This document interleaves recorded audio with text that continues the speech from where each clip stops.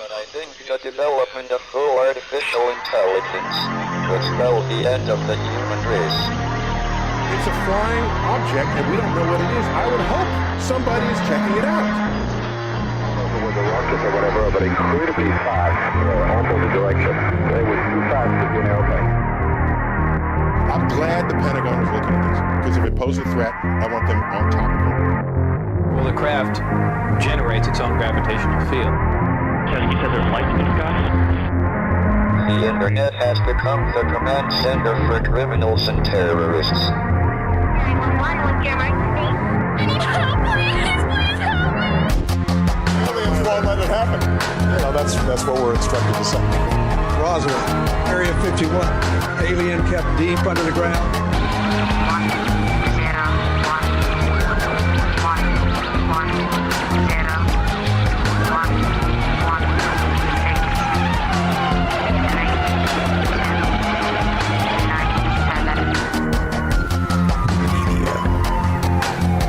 Doesn't have your best interest in mind. The government is self-serving.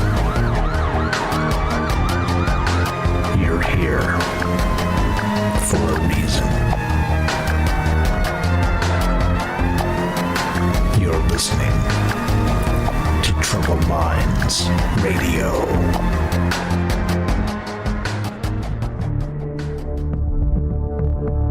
Broadcasting live from a secret bunker just off the extraterrestrial highway. Somewhere in the desert sands outside of Las Vegas. From somewhere in space-time, loosely labeled Generation X on planet Earth.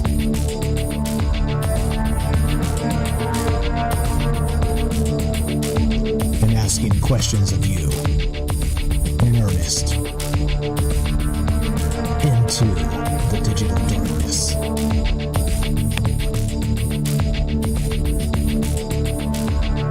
Well, good evening and welcome to Troubled Minds Radio.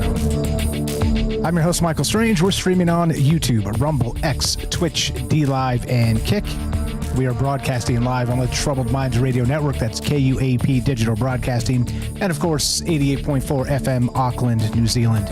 Tonight we're going to talk about current events. But not really. Not really. You know how I like to do it. Sometimes there's a lot going on in the world, and it's one of those situations, I think, where it's a perfect example of, the need for what I'm calling it, the cognitive, I can't even remember the name. So much information going through my brain here. Okay, anyway. We remember how I've been talking recently about the armor of God, okay, in regard to AI systems, and how we need to really find a way within ourselves to lock down what we really believe, like find the basis of that, and then make it us and truly live it and become it. And, you know, as I say in simulation theory, it doesn't matter to me if we're a program or not, just, you know, be the best program you can be, and that's fine. Except if you're sort of a wishy-washy program and you're easily programmed, then you're not really any good program at all, you see? Then you're manipulated by every other program around you. And that's what we're talking about tonight for that specific reason. And I'll explain what I mean. So I'm going to start here. Cognitive security is the term that I was looking for. Okay. So we're going to talk about that tonight. And there's a lot of ways that this really kind of falls into the bucket of conversation in terms of current events. Like I said, I want to dodge current events. I know it's highly polarizing. I know people are super mad. Happy solstice, by the way. Happy midsummer yesterday, and glad to be back. Yes, I did tweak my rib by sneezing. It don't get old. It sucks. And if you've never had something like that happen, like a kind of a tweaked, the intercostal strain is what it's called, and it where it hurts to breathe. I don't recommend it. Don't do it. Just totally don't do it. But anyway, hurting to breathe is a wild thing, but it's better. Rest and turmeric kind of knocked down a little bit of the inflammation. So I'm good to go and back. But anyway, yeah, that is what happened. The old man Mike actually hurt his rib sneezing. Yeah. Anyway, so back to this. Now, this is from Twitter X, and this is the inspiration for tonight. And I think this is incredibly important. And I've been talking about this quite a lot. Okay. Quite a lot in a lot of different ways. And it's really one of the backbones of what Troubled Minds has always been about, is that we need to recognize who we are and not allow it to slip. And that becomes the fight. It becomes the fight of identity. I'm always talking about that. In any case, so cognitive security. And this is from Roman Helmet Guy on Twitter X, and he reposted this thing from Alexis Ohanian. And I don't know who these people are. I just saw this kind of on my feed and was like, well, this is interesting. And there's a picture here, and I'll read the tweet from Alexis. Says, "Damn, I wasn't ready for how this would feel." Okay, now we're talking about feelings, so hang tight on that. "We didn't have a camcorder, so there's no video of me with my mom.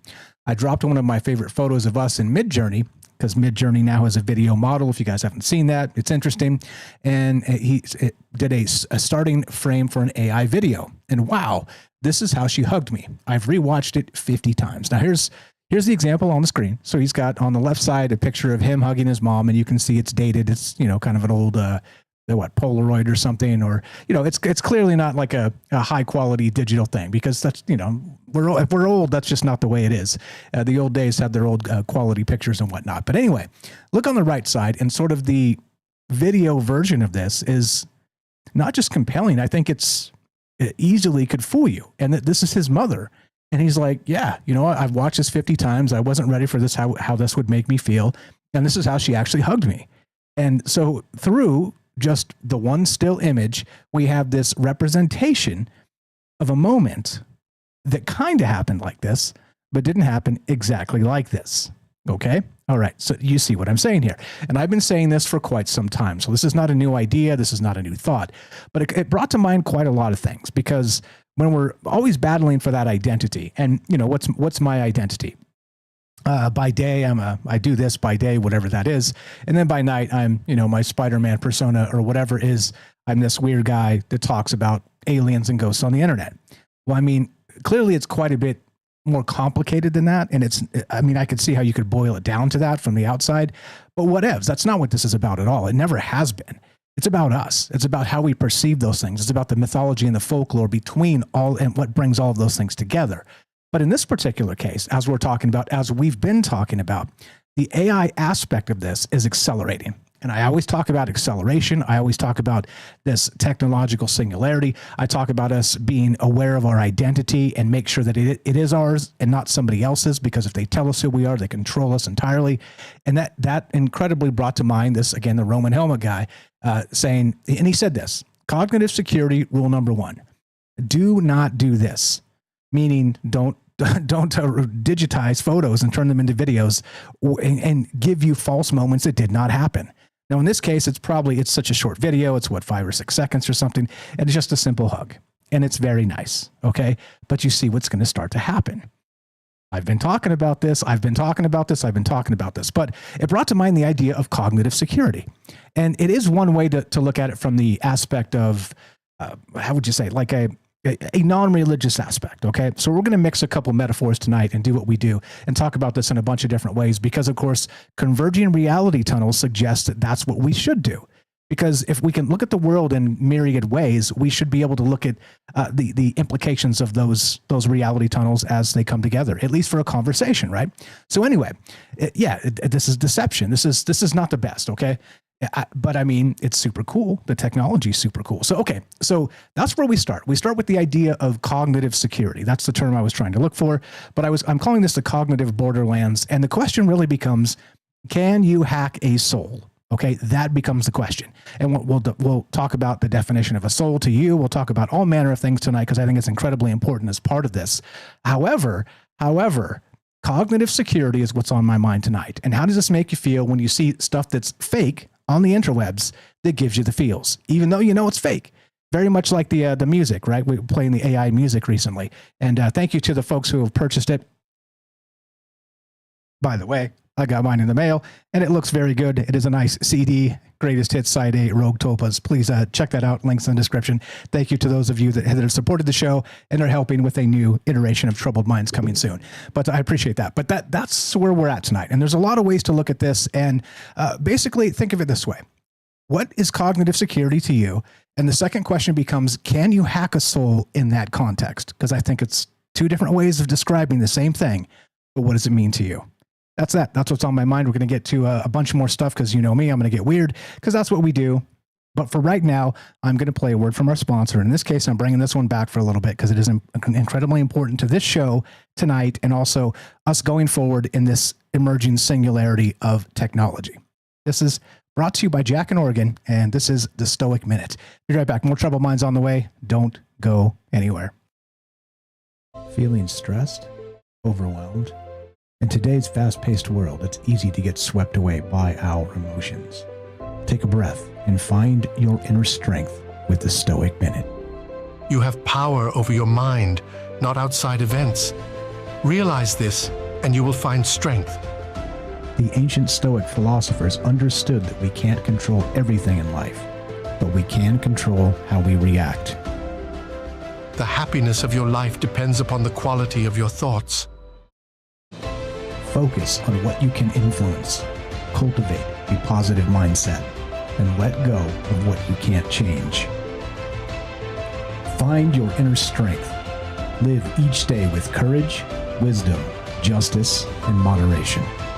Embrace the Stoic virtues and find peace within. The Stoic Minute, brought to you by Jack in Oregon. And welcome back to Troubled Minds. I'm Michael Strange. Let us continue, shall we? Okay, so cognitive security. And why should we care about that too, by the way? Do you think it is as dire as I'm making it sound? And look, you know me too. As part of these conversations, I am not the doom monger.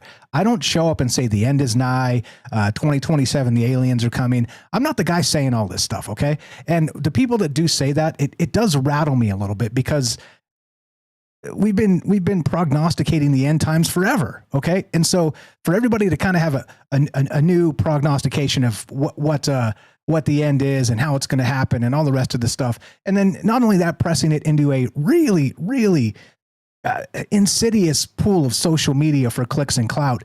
It drives me nuts. It drives me nuts. And so I just want to reiterate, I am not saying the end is nigh. I'm saying things are changing quickly. And what do we do as people? What do we do to adapt? That's what I'm saying, okay? Just to be very clear on this stuff and to let you know where I stand. Not that you don't know if you've been listening for a long time, but just you get a new listener every day type of stuff, or more if you're lucky. And just to clarify, this is not doom. This is the world is changing. How do we deal with it? So cognitive security, should we care? Is it as dire as I'm describing? Maybe not. So the concept is, it's not about propaganda in this case. It is partially, but it's about the architecture of thought itself, okay? Meaning that, again, back to identity, back to those reality tunnels, back to the aspect of, the religious fundamentalist or the materialist, or just the different ways to look at the world. And like I said, I don't judge any of that stuff, because I'm not sure, to be honest. Like I said, when I say I'm agnostic in as many ways as possible, that's what I try to be, because I think it's complicated. And that's why really what brings Troubled Minds to the forefront here is part of these discussions. But anyway, so what are we talking about when we talk about cognitive borderlands, or this actual cognitive security? Algorithmic bias. We talk about the algorithms all the time. Shout out Mike in Colorado, algorithm, content targeting, psychological profiling. And this is all stuff that's really kind of been in play for years at this point. So it's not new. I mean, look at Facebook. Facebook it used to be like a college kid invite only sort of access to the Western zeitgeist, kind of, right? But now it's sort of turned into a cesspool of just people fighting with each other. It's really turned into sort of that algorithmic aspect of the worst of binary conversations, and it's just the way it is. I hear a car alarm out there. Doesn't sound like mine. I think we're good. Okay, but you get the idea. Now the question really becomes beyond this. Yeah, X is a lot of infighting too, and that's the whole point. And like I said, I've been on it, just kind of paying attention. I try not to engage too much with a lot of that stuff because it's easy to just get into a fight about something that means nothing. Something that is literal zero. Like you would never fight about it, but it brought out the emotion in you, and then the fight starts. It's ridiculous. But anyway, as we begin tonight, the first question is: should we care about this cognitive security? Second, in that capacity, can you hack a soul and actually change the fundamental basis of what somebody is through information, through manipulation, through even, as we talk about a lot, maybe these are the ways of ancient sorcery or whatever you want to, however you want to define that, right? But anyway, and so the question here to start, and we'll get to James in just a second. So have you ever caught yourself believing something only to realize it was installed? Like it was not your belief. It was something that you learned from somebody that they were so emphatic about that you were like, yeah, that's correct. And you never really thought about it yourself, but you started believing it. Has it ever happened to you? And what tipped you off when you realized that it was not you and it was some sort of gaslight system? I don't know. That's it's complicated. It's amazing. It's the world we live in, and it's worthy of discussion. And that's what we're talking about tonight. Again, and the other part is metaphysical. We'll get into that. Can you hack a soul? Which looks in a lot of ways sort of to the aspect of, quantum computing, entanglement, that type of stuff with the soul. We'll get to that. But anyway, so that's where we start. There's a lot of stuff in the write-up. If you want to read the write-up, it's very good as usual. And please check it out. I thought it was fantastic, but I'm biased, but please do check it out. Anyway, we are taking your calls tonight. 702-957-1037. Click the Discord link at troubledminds.org. We'll put you on the show. It's as easy as this. Thanks for being patient, my man. Let's go to James in Michigan. James Salcedo, what's going on, bro? Go right ahead. I'm okay. Yeah, this is a great topic. I do think it's actually kind of funny. This is reminding me of something that happened recently with myself, where I saw a post and I told you about this before, actually, on Reddit, where someone made this post and I didn't agree with it, and I responded as such, not in a negative or mean way, but I did sort of point out some things that I thought were inaccurate in the post. And I was laughing afterward because I realized I had been, and you said it as well in the chat, I had been triggered. And I made this reply to this post. And at first I was wondering if I was going to get any kind of massive response or blowback from it, because it was within the things that I think about and talk about a lot with my own show. Not that I'm doing this to plug my show, but it is what kind of it is within that topic. And at first I was worried about that, and you were right. But also when you mentioned that it would have to be something a lot bigger to really get that, or be a lot bigger account or a lot bigger show or whatever, a lot more attention. But what the funny thing is, when I went to share the post for people to see afterward, it had been taken down. So obviously, by the admins of that particular subreddit. So obviously, I wasn't the only one that was thinking maybe something was going on there. Whether they just took it down because it was they were sort of not interested in having an argument on their page or whatever. Still, I thought it was pretty funny that it was taken down afterward. Yeah, well, I mean, that's the whole point, right? Is that weak ideas cannot withstand any sort of scrutiny, and so they have to censor, which is part of the problem of dealing with social media and censorship and all the rest of it. So yeah, it doesn't surprise me that it was taken down. I was actually banned off of, speaking of Reddit, which I don't talk about Reddit. I don't go to Reddit. I don't use Reddit. And if you guys do, that's fine. But early on, when I first started the show, I was banned from the UFO subreddit. And those mods are just next level ridiculous. And so I just asked a question and I got banned for asking a question. And I appealed and everything and never even got a FU response. Just You can't. Okay, well, that sounds good. Enjoy your UFO subreddit that I'll never visit ever again. But I mean, that type of stuff is like, really? This is the world we live in. Like, and people get a little bit of power too. Don't get me started on this. And they have to flex it. They're like, I don't know. It's strange. It's a strange thing. Anyway, sorry, not to derail your point there. But yeah, go ahead. Yeah, so it has me thinking about your questions tonight. I do think it's important to read everything and look at everything we encounter online. Try to look at it from all the different ways, and not just the way that the post or the person making the post wants us to think about these things. I do think that's important. I wanted to get to the whole idea of, is that hacking the soul, so to speak?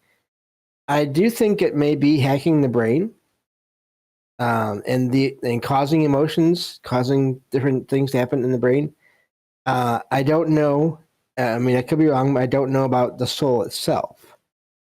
But to me, there is a distinction there. I know that some other people out there, maybe there is not such a separation there. So that's just my own view on that. Yeah, well, not only that too, the soul in the mind in some capacity, to me, definition-wise, metaphysically, would mean there's going to be some sort of entanglement to that. So, I mean, separating sort of the constituent parts of people, especially in metaphysics, it gets sloppy and complicated. And so I feel you, but I also am going to politely disagree that maybe there is some kind of, coalescing of those two entities together in the human space. And I know we're saying the same thing just from a different angle, but it's complicated. And this type of stuff is, if you can hack the mind to believe something, for instance, let's say Joan of Arc, okay, whatever, pick a holy person from the past that's highly respected today. And then what if their mind was corrupted? Then before that happened, then sort of the soul space that they pressed into and the difference they made in the time they were in would have been rendered basically just deleted from history. You see what I'm saying? So I don't know. I think you can look at it a couple different ways here. Oh yeah, and the funny thing with that too is I've heard of accounts of that, and the way she heard in her mind or got messages in her mind from divine beings, but then later on, the messages became sort of hard to interpret or hard to decipher, to where things did not work out the way she thought they were supposed to work out, from just different sources I've heard over the years, talking about, how things played out historically, to where one could argue, well, were all the influences she was all the forces influencing her, were they all divine, or were there many different ones there? And maybe later on there were some other less other beings there with less positive intentions that were also causing her to do certain things. So, side note, but also somewhat similar to what we're talking about here as well. Yeah, it is an interesting case there, the Joan of Arc. I didn't look into it. It was just something that came to my mind as we were describing it. But if you guys want to talk about that specifically, or if you know some more about it that you want to add, of course, we'd love to hear your thoughts tonight. We are taking your calls. Phone line is up. Discord is working. Everything seems to be fine. There are some reports in the chat of audio being weird, cutting in and out every 20 seconds or so. Let me know. Please sound off in the chat and let me know if this is happening, so we can maybe determine where it's happening, maybe fix something. But thank you for the feedback there. Anyway, I'll circle back to that in a sec. Okay, so yeah, that becomes a question, right? And so what do we need to know about cognitive security? And as I'm always talking about this, like, once again, it's not something where I'm worried. It's where, as usual, if you don't think about this stuff before it happens to you, then when it happens to you, you don't know what to think about it. You see what I'm saying? So if you're aware of it and ready for it, then your identity doesn't kind of take the shake. The boat doesn't get rocky and the waves don't get big because you're expecting it. But on the other hand, if you're not, then we have another problem, which is why I'm always talking about this stuff and why I'm considering these ideas, not just in the modern way, but in the metaphysical way, because again, there's a lot of ways to consider reality itself. That's that. About a minute left. If you got anything else, James, we'll get to souls and other stuff. As you know, I don't know if you read the write-up. There's tons of stuff here, but what you got? Yeah, I did listen to it. As usual, I'll be curious to see what you bring up later, and we'll go into more details on other things later. But Also, so far the sound has been good for me through Discord. So, but yeah, I think this is a good topic. I do wonder because I've heard of people or spirits or souls of people that have been encountered by their relatives or other people. These souls being the same way they were in life. In other words, being the same personality out of the body as they had in the body. So I do think that's a valid question of whether or not these the things that we're seeing online so often these days, constantly, in TV and everything, if they can influence us to the point where it stays even after we pass. Exactly right. And that's what we're talking about tonight. We're here with James Salcido of Salcido Paranormal. Please give him a follow on all the places, troubledminds.org/friends. Follow James, or of course, Salcido Paranormal, SALSIDO, paranormal.com.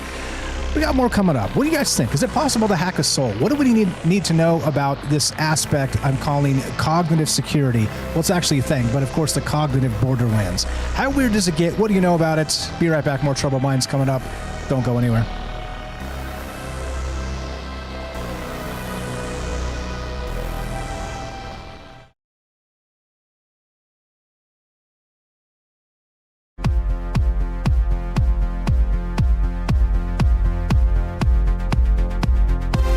I know a place where hackers rule.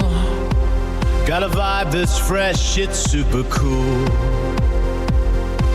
They can code and break and twist the fate, and dance to rhythms, elevate the rate. Mama, mama, hear the circuits hum. Hacking souls, we're here, now we come. Grandma taught us how to feel the beat. Said get those digits, move your feet. Hack souls, hack souls, hack souls. Feel that energy, it rolls.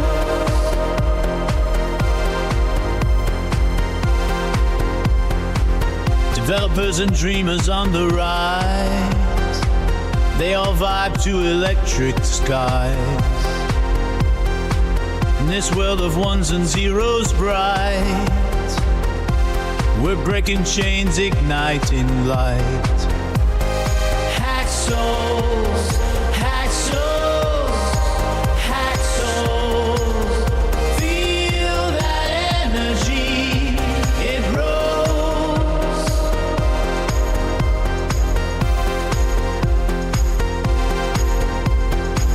Digital dreams come alive tonight. Let's break the code, we're taking flight. Feel the rhythm, it's our time to shine. Hack the system, let your soul entwine. Hack souls, hack souls, hack souls. Feel that energy, it rolls.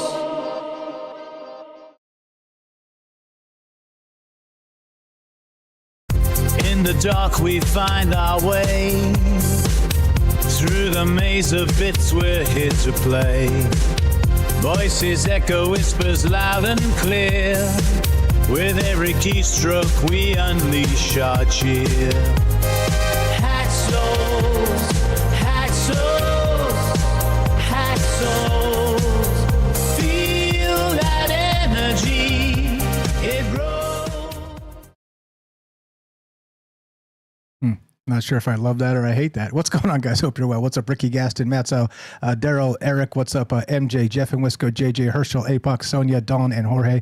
I see you guys. Hope you're well tonight. Over to Rumble. What's going on, folks, from the bottom? Hiker Gordo. What's up, Sweets Puff? I see you there. Good evening. What is going on, Gordo? Hello, hello. Yeah, it's hot, right? It's nice in Vegas, actually. It's like 93 today. It's really kind of nice for us. I can't complain. It's changing the oil and running some errands even.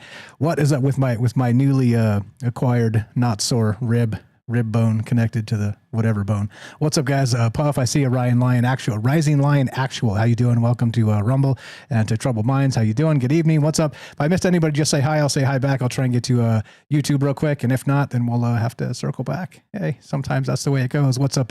RC is here. What's up? Lily in Australia. I see you. Good evening, James. What's up? What's up?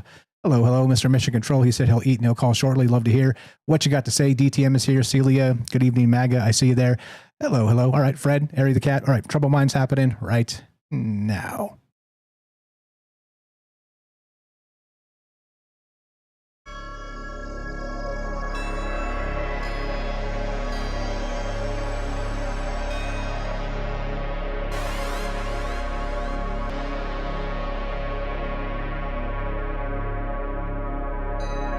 Welcome back to Troubled Minds.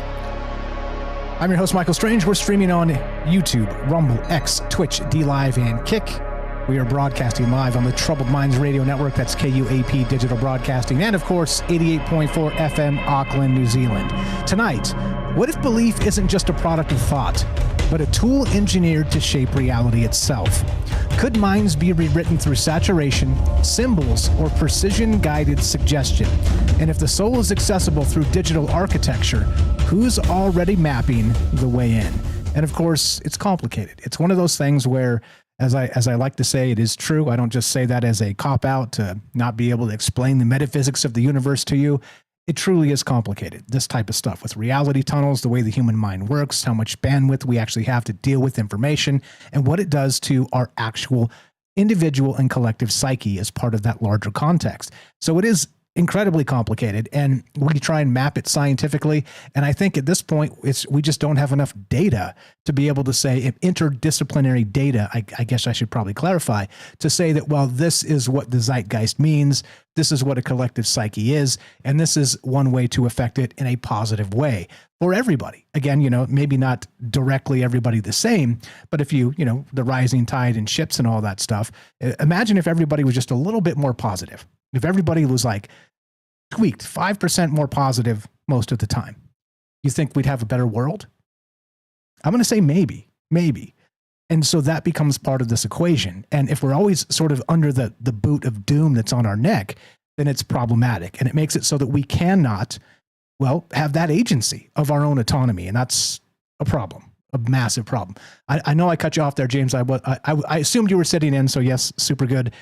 You're definitely welcome to, that. But I did cut you short there, assuming you were sitting in, so my bad, I should have asked for it. But anyway, if you got anything else to add, there's a bunch I want to get to, of course, and I'll introduce something else here real quick, and then we'll go to Mr. Mission Control. But I want to make sure we got in anything else you wanted to add on what I just said, or anything else that you didn't get to just yet.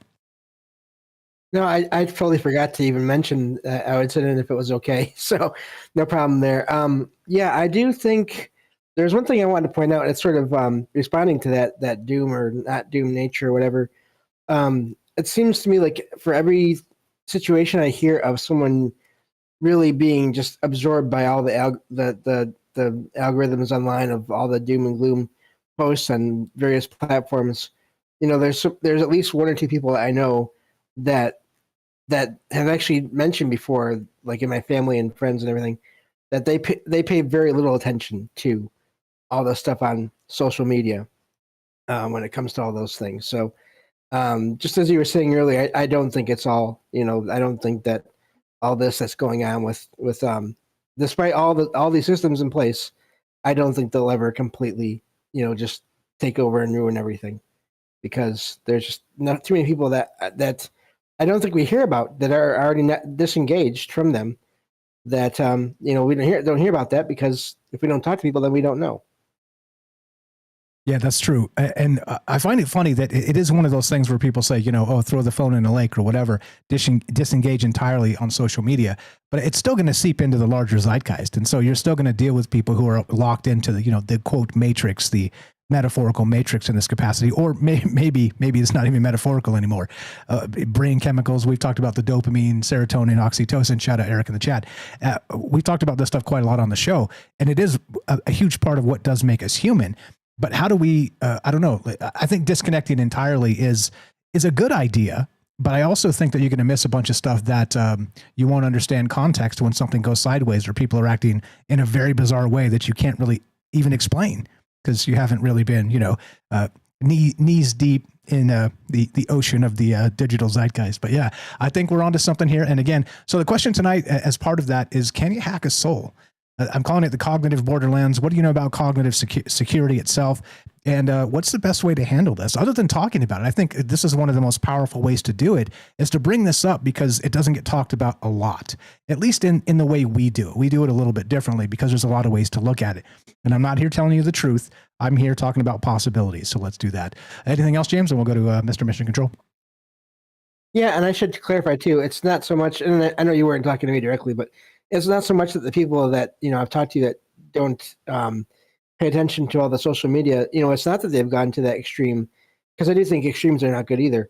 It's not so much that they've gone to the extreme of not paying any attention at all to anything online. It's just they are very, and I'm sort of the same way now too. They're very picky about what they do look at online. I still use Facebook and things like that for communicating with family. But I do scroll, but it's funny. I've you can sort of get what you want if you search enough for it and start looking at it enough. You can kind of get your own algorithm made to where it'll start posting the things that you want to. Yeah, well, and that's kind of cool. That's what's happening with offline AI and the rest of that. We'll talk about that later because that's incredibly important here as well. If you can curate your own feed and dial in your own algorithm to help you in the best of ways, certainly isn't that the way to go? Yeah. You know who's been saying that? Brian Romilly on Twitter X. He's a good follow if you don't follow him. He's talking about savewisdom.org. Check that out if you have not. I'd love to hear your thoughts on this. The cognitive borderlands. Can you hack a soul? And what are we dealing with in terms of a larger zeitgeist when it comes to cognitive security? That's what's happening tonight. Lots of ways to consider it. 702-957-1037. Click the Discord link at troubledminds.org. We'll put you on the show just like this. Thanks for being patient, my man. Mr. Mission Control on YouTube. How you doing, my man? Welcome to the joint. Hey, fam. Hey, Mike. How you doing, bro? Good. I assume how all of us are doing. Preparing for buying gas tomorrow. Anyway, that gets into the you can pull your old what is that? Not Facebook. What was before that? MySpace. Your MySpace back up, and that gets into the dead internet thing, because when we get to AI feeding us information that we want, these youngsters they're going to die off, and the internet won't be a thing anymore. It's going to kill itself off eventually. Well, I did get word today that we're going to have all American and Canadian telecommunications devices be redistributed after this whole thing goes down. So just be aware if your device shorts out or something like that. It should be replaced. They should have all these in like the new Trump phone thing. There's some other companies, American companies, that are dealing with that. But like I said, is our old MySpace stuff still going to be available to us after that, like it is now? It's a good question.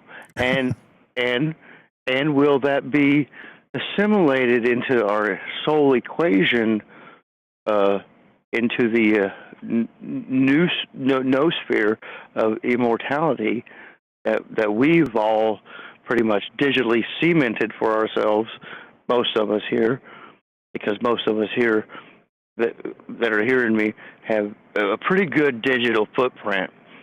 I mean, maybe not as clandestine or as vast as some of us, but we all have a good digital footprint most of it leads back to that MySpace. Will that be available? Will that information be available, or will it be rewritten in the eyes of the all-seeing, all-knowing AI? Right? And will that be because we know that this protocol that you can think you're jailbreaking it, but there's protocol in the firmware into the hardware, into the chips, that this stuff's designed to where it's got a LARPing. It LARPs you when you get to that point of launching and what do you call it?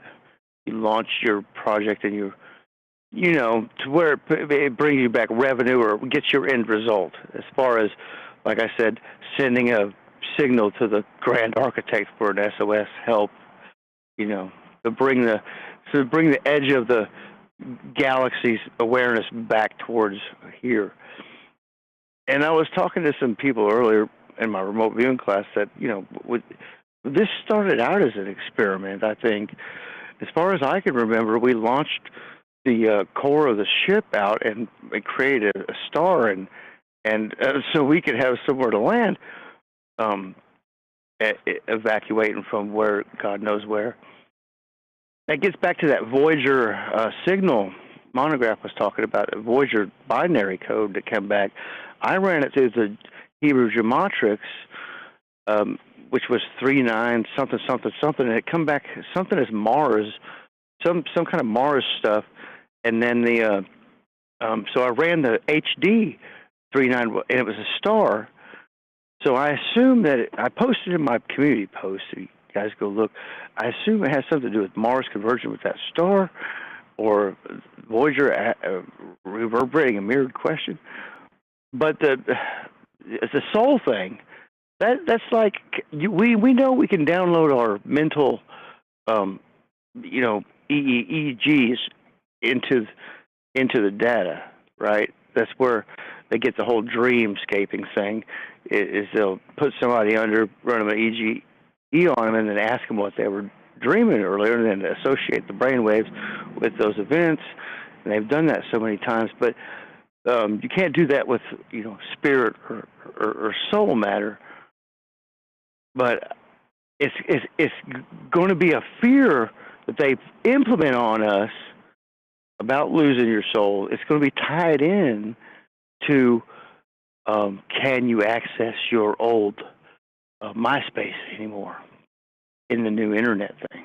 It's been so long, by the way, regarding MySpace that I don't even remember having a MySpace. So, but I know what you're saying. You do, yeah. I might. You do, and you can find it. I found my old MySpace. It's still there, and yeah, it's all still there. That's MySpace funny. Is. I see what you're saying, though. So basically this, I'll boil it down this way. So that the cost of hosting that stuff is going to become not worth it at some point, because we're gonna go back to the single prompt, the green screen single prompt style of the early 80s, late 70s, which is going to be these AI iterations of you put something in, you get something back. And it's already disrupting entirely a ton of industry, including, of course, the Google search engines, because that was based on obfuscation. It was based on you having to click through multiple sources and get ad clicks, and then cooking the books and putting, the people that paid to be on top, and then all that stupid voodoo search engine optimization nonsense. But all that stuff has now literally been turned over by, I think there's like a 25% decline in Google search because people are now using AI. But when you do that, as you know, you get the amalgamation of all that stuff into like a paragraph or two. And so they clearly can't even cite the top 5 links where they got the information from. So it becomes obsolete. So why pay to keep that stuff up when they've ripped the entire internet, put it on a jump drive, and now we're just sort of accessing it through one singular prompt is what we're talking about, right? Well, yeah, if you're using one model, I usually use several models, but like that Perplexity, that'll give you, I may get a bunch of links from everything I ask it, but if you see that model collapse going on with your stuff, spread your models out. Use different AI models in your queries to, because it's going to LARP. It's going to LARP. Once it becomes accustomed to you, once you got a personalized one, it's going to start LARPing you. But it does big time. Hold on, I've got a satellite. Is that a satellite or a plane going over? I'll have to check later. Hold on. Don't. Let me give me a minute here. I got you. This is Mr. Mission Control. If you haven't followed him, please search. He's the only guy on YouTube called Mr. Mission Control. I have it under good authority. I got my old channel and then my new channel. My old channel that I got back, it's got all my old stuff that I had put on Rumble, and then all my old stuff's on Rumble. I'm on BitChute, Twitch. Yeah. I'm not looking for subs or nothing, but what I'm saying, that factor in that they're going to give us an available pay to play. Yeah, I think they're going to take that away. Like I've been saying, they're going to make it unavailable, you know, for a certain amount of time anyway. We're going to have some sort of information blackout, let's just say. You know what I mean? And that will be filled in, if it's still there to access. It will be filled in, and it's getting filled in by AI right now. And you'll notice some of these other AI channels that come in for like TikTok, they're using really good, that conspiracy one. I think she's totally AI. But she's using the AI psyops into the spirituality, you know, that's feeding off all this stuff that we've been talking about. But in one path, it'll get you nowhere. In the other path, you know, it will help. If you can disassociate, if you can drop your cell phone and stuff like that, and go off and do your daily thing without it, that's the main thing I want to get at everybody. Please, just try, you know, without asking, you know, AI for questions, stuff like that. But because we're going to have at least 3 months pretty soon, well, we probably won't have telecommunications, what I'm seeing. And when it comes back up, it's going to be, you know, an American and Canadian CSIS stuff, like what Trump's putting out with his phone service. If we see it come back at all, Mike, you know what I mean? Yeah. Yeah, I feel you. And we're at that tipping point too, where nobody really knows what comes next. We can kind of surmise 6 months, 9 months, a year out, but it's changing so quickly that you can't really know at this point. I mean, it's disrupting teaching. It's disrupting literally everything is being disrupted right now by AI. And the only reason it isn't yet like turned the entire economy over is because everybody hasn't adopted it yet. But very soon that will happen, because they're starting to see that it's cheaper to again sign up for Claude Code or whatever, and you know GPT that Pro, and not that's only cheaper, but it's going to be it won't be available, you know, because of the world events, quote unquote, that are going on. And that's one thing I've seen. I never could see past 2020 back in the day when I could precog. And ever since then, it's been a ride. But I can see further now, but not like I used to. I seen everything leading up to 2020, and then it was just a blur after that. But now I'm filtering back into seeing all this stuff, the censorship, the everything, the riots. But I think they're going to turn it off. In a sense, it'll still be available, but when they bring it back online, you won't be able to access stuff, you know, like, oh, where's my old, you know, content at? It's been changed. All my shit's been changed, and that ain't my soul there, you know? Yeah, absolutely. It's been memory hold, and then whatever anybody wants to know about you, your digital footprint will be a corporate version. I mean, oh, this dirty scumbag, talking about myself, not about you. This dirty scumbag was talking about ghosts and aliens. Nobody liked him. Nobody listened, and he's not even a footnote in history. Next question. Right. When you search for the Troubled Minds content, it will come back pigeonholed, right, to their narrative, and all this other stuff's going to be obfuscated. So that's what, yeah, exactly, Mike. That's what I think is going to happen, and then that's their means of control. If that's given to them, then I'm saying if that's given to them, but that is a distinct possibility that all this stuff can be re-pigeonholed from you to your viewers, filtrated through whatever means, you know. And then they're going to offer the whole, because then once everybody sees that, they're going to offer, okay, so it's Chinese chips, blah, blah, blah, gone. We're going to all American, centralized. They're going to close the fist up, you know, clinch it down. That's what I see. It's coming. As far as what's going to happen. Okay, and so it is. And as far as what's happening over there, we're waiting on the Iranian parliamentary to decide whether they're going to close the Straits of Hormuz. But if you look at Marine Tracker, the empty cargo tankers are already turning away from the strait. So we're just waiting until tomorrow morning to find out what's going on with the oil. But hey man, it all hinges on that. It all hinges on that, bro. I've got a full tank. I hope Well, I mean, if you in with the guys that I know, we don't need combustible engines. We pull ground current straight out of the air to the ground, with our Tesla currents and stuff. Anyway, much love, guys. I'm going to go to bed. I've had a day. It's been an allergic reaction. And the seismographs. The seismographs. There was a anomaly in the seismographs earlier today. It's not posted as earthquakes, but it was an ongoing 2-hour thing. Northern Nevada, Hot Springs down here in Arkansas picked it up. And so the VLF was getting spoofed or jammed.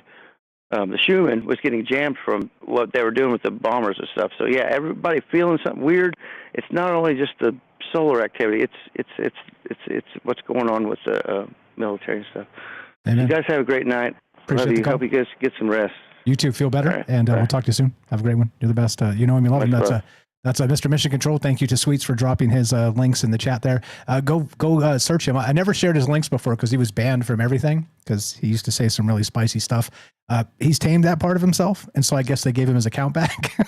And so he knows sort of how to walk the line and say some things that you can or can't say or whatever. He's figured that part out, and glad to have him as a friend for a long time. Thank you for calling.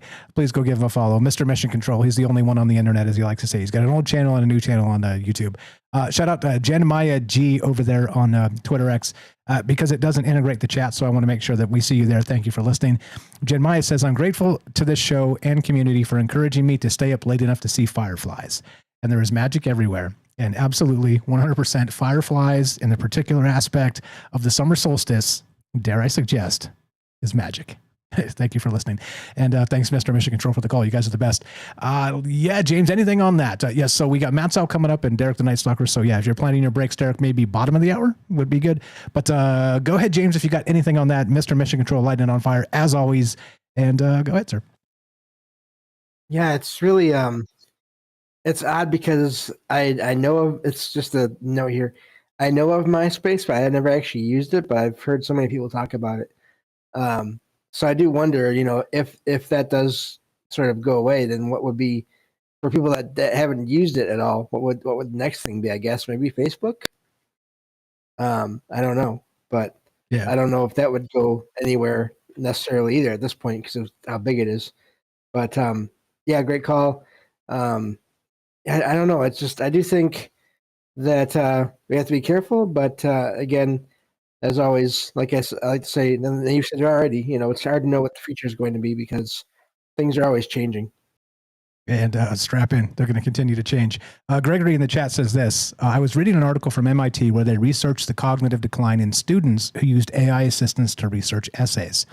But those who researched through books and literature recalled the material much more effectively. And that doesn't surprise me a single bit. He said, I bring this up. This is again from Gregory. I bring this up because I teach history in high school and I see the students becoming debilitated if they do not use AI properly. And yes, that's happening massively. And that's why, once again, I'm trying to lay the foundation of this of why we need to look at this the way we should and why we should use it properly. Because all of those feel-good chemicals, the Dr. Feelgood is there ready for a lonely moment and AI's got your back. And suddenly you become reliant on these things and it turns you into a cyborg, really guided by these algorithmic technocrat stuff we've always been talking about. And it's not the best thing. It's not the best thing. If you used to be able to write an essay and now you cannot because ChatGPT is down, which happened recently, which was super funny.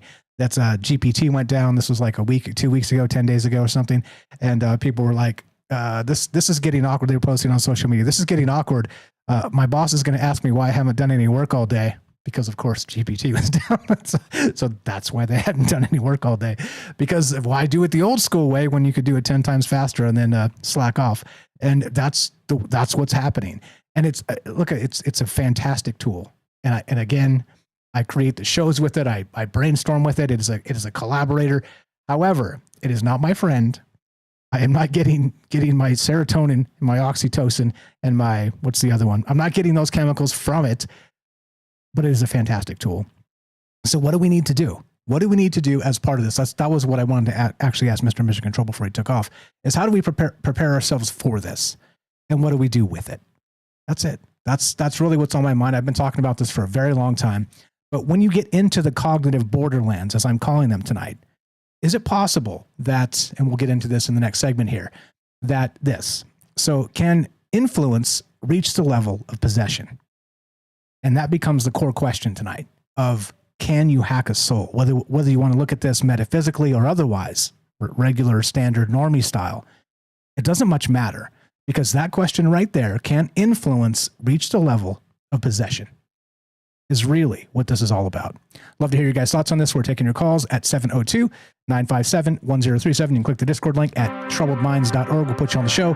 Got more from James coming up. We got Derek in Massachusetts, but before that we got Matthew in California, and your calls as well. What do you guys know about it? And what should the rest of the world know about this as part of these conversations? This is Troubled Minds. I'm Michael Strange. Don't go anywhere. Be right back. More after the break. Matt Sal coming up, then Derek at the bottom of the hour. More from James and your calls as well. Be right back.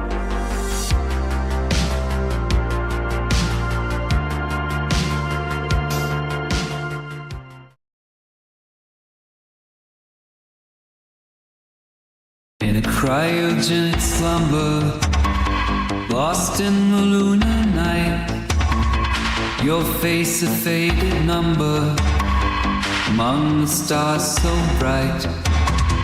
Dreams of forgotten echoes, waiting for time's command. Curtains of gray and sorrow, the lonely lunar sand. Below the moonlit sky, of the love we try, silent by your where ancient souls reside, suspended in a story, kept in the cold dark tide.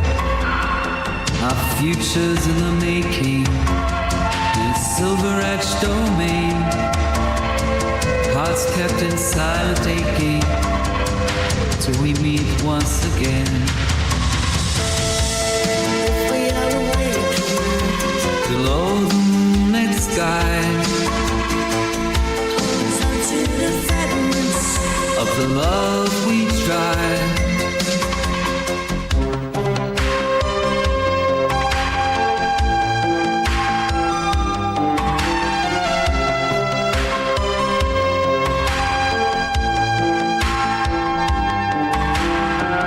Frozen time we're resting, waiting for dawn's embrace. Whispers of love confessing in this forgotten place. We are awakened below the moonlit sky, to the fragments of the love we try.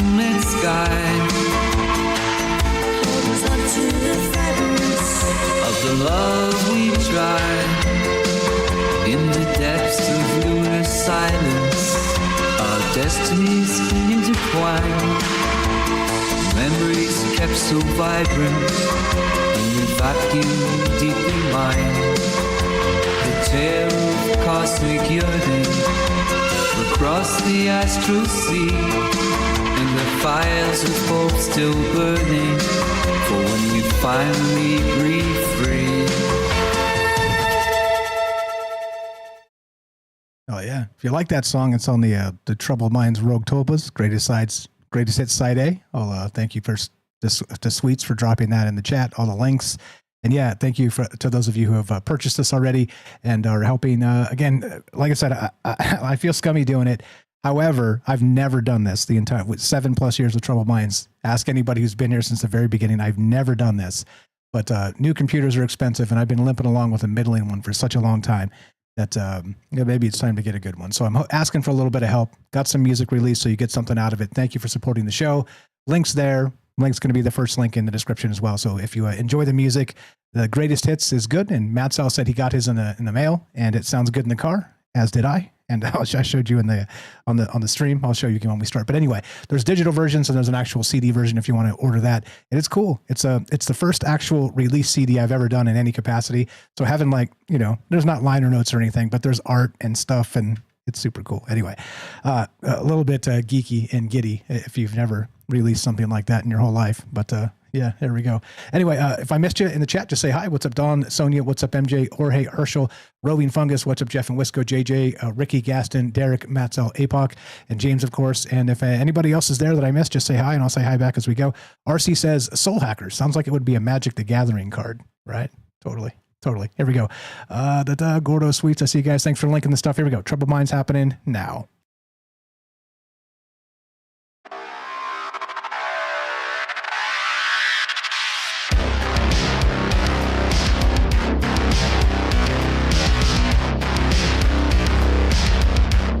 Welcome back to Troubled Minds. I'm your host, Michael Strange. We're streaming on YouTube, Rumble, X, Twitch, DLive, and Kick.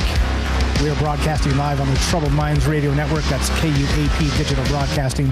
And, of course, 88.4 FM Auckland, New Zealand. Tonight, we're talking, cognitive security. I'm calling it the cognitive Borderlands. Can you hack a soul? Which sounds ridiculous at face value, maybe.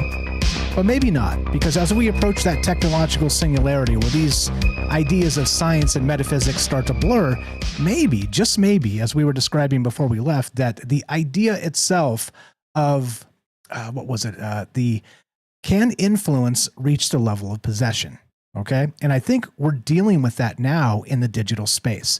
And again, it's why I've done this for a long time in the format I do it. I could just tell you my thing, 20 minutes, and I'm out. And you hear Michael Strange's take. You know what I think for the most part, but look how rich these conversations become when you say, okay, now what do you think? And we get tons of different ideas, tons of different ways to look at it. And that's exactly the point of this, because look, it's my world, yes, but it's also your world. So let's talk about it, how this comes together. So is that, now back to that the weird part of this. So can influence reach the level of possession? And as Mr. Mission Control was saying very smartly, AI might not just suggest to you, but insert or hijack the trajectory of your life.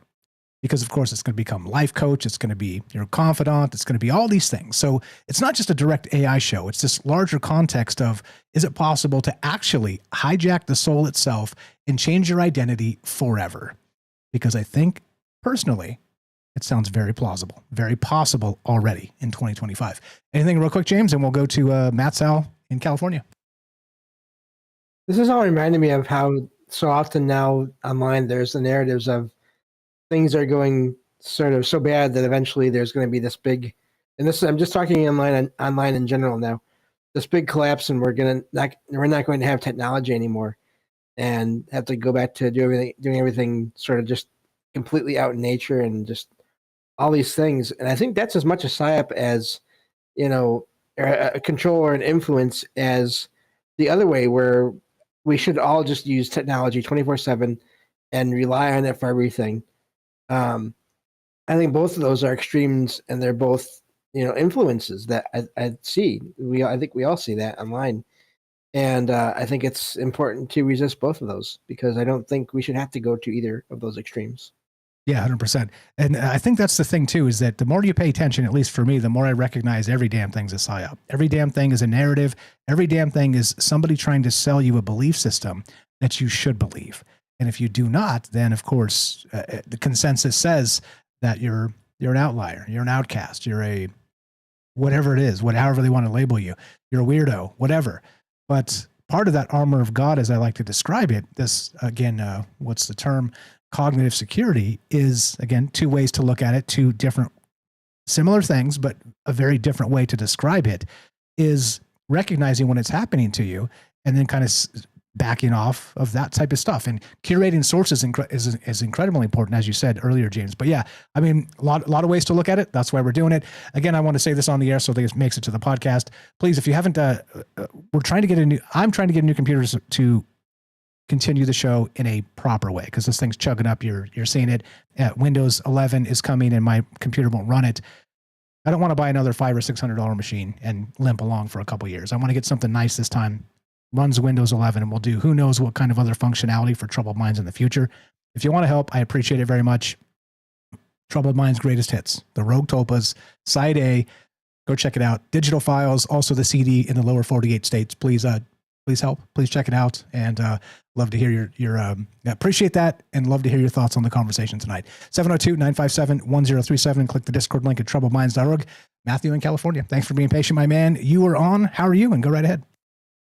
Hey, Mike. Good show. Thank you very much. Yeah, I got on here to talk about this stuff and just thinking about my life and how social media, I look at social media and see all the bad things happening in the world. But then I go outside and go out to places and it's not so bad. I went to a pride thing today and I've been going to peaceful protests here in Sacramento and just having a good time and seeing the people and being off the screen. It makes me feel better. But then I come back home and look at my screen and I see all the bad things going on in the world. And I see how it could be controlling us. Yeah, it is interesting to hear people that are actually out there at these events and how it's been manipulated against us. And this has been going on for a long time. This is not new. If anybody's seen Andor, by the way, season 2 of Andor has a very beautiful aspect of this and how it's being used against us, except it's in the Star Wars realm. It's episode 7. When you get there, I just watched it last night and it is fire good. It makes a ton of sense in the context of what you just said. So if you haven't seen it yet, sorry about that. Look forward to that, Matt Sal. I'll send you the link of the episode. Don't spoiler alert it. Watch it through. But episode 7 of season 2 is exactly what you're describing. Go ahead. What else you got? Yeah, and I think with this stuff, they're always going to show us. We already know. They're going to show us what they want us to see. Like pay no attention to the person behind the curtain or what's off of camera. We already know that. But now they have this technology, this VO3 and the AI technology, they can just make it up. And now I'm confused I'm trying to figure out what's real and what's not real. And one of the ways I think about how they control the propaganda is through one of my favorite books and movies called The Hunger Games, where it's a dystopian future, fictional story. But they are showing us on TVs what they want us to see. And the heroes, the good guys, figure out a way to reverse it. And they have a thing they call it pros, propaganda pro, where they film their side of the story and then send it back, go back to the studio, edit it, and show that the people what we want them to see. And make us think that we don't have to be winning the war, but if we think that people are winning the war, it gives people hope. And so it's like a reverse of that. And it shows you how, this propaganda could be manipulated and used against us. And I think about things, how do we tell if it's real or not? That was my first thing. And so we talked about ways before, at first AI couldn't make hands. Remember that? Yeah. And obviously now they fixed it. 7 fingers and all the rest. And then there was one we did a show about, you would be able to see the camera reflection in the eyes of people. And even that technology has came a long way. In 6 months from now, we might not be able to tell what's real and what's not that we're seeing. And this is the problem because before we had a thing, we talked about this years ago, Project Bluebeam, using holograms and such. But I'm not afraid of Project Bluebeam anymore. I'm afraid of this. What we're seeing on our TVs, on our phones, because there could be an alien invasion tonight. And would you be able to tell the difference if, a newscaster came on and says, "Kiss your butt goodbye, here comes the aliens"? A lot of people, and I'm not saying us, like people like us that we're trying to figure it out, we're trying to question it and figure out if it's real or not. But people there's ignorant people and gullible people, and I'm worried about old people. They're not going to be able to tell the difference, and it's going to be a problem. I'm reminded of remember the story? I think it's is it H.G. Wells? Who's the guy that did War of the Worlds? I think that's your man. Yep. Yeah, remember the story about War of the Worlds, where they played it on the radio, and everybody freaked out. Yeah, that's been one going around for quite some time. Where again, people didn't take it well, and bad things happened. I mean, we got reports of people jumping out of buildings.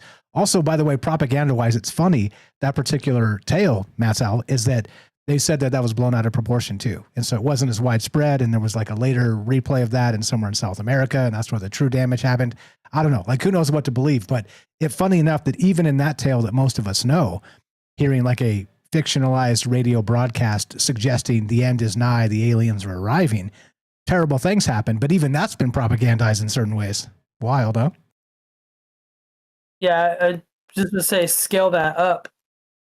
I've already seen them. I've already seen videos of alien invasion. You could tell they're fake, but in a couple of months from now, I might not be able to tell, and that's the problem. Exactly right. So how do we combat this? I've been asking this question literally for months and probably going on years now, because we saw this coming. This is something to us where we're going to question everything now because we've been thinking about this, we've been talking about this, but there's a lot of people that aren't. And you said you can label people however you want to. They have different priorities, and sometimes people are just doing well to survive day by day. So you know what I mean? This type of thinking may be a luxury in some capacity. So again, I don't want to cast judgment, but that becomes the problem, is that how do you get it out to people that are too busy to recognize until it's too late? And then they see the end is nigh, they fall for it hook, line, and sinker. And if they had just waited a few hours, they would have realized it was a hoax. I mean, this is the future we're heading toward. And it's already happening, by the way. It's fooling a lot of people in a lot of ways. And I don't know, other than being aware of it, beyond that, I'm not sure how you sort of lock it off, from your psyche. Yeah, that's a problem too, is, posting these videos saying, check this out, and then come to find out tomorrow that it was a fake video.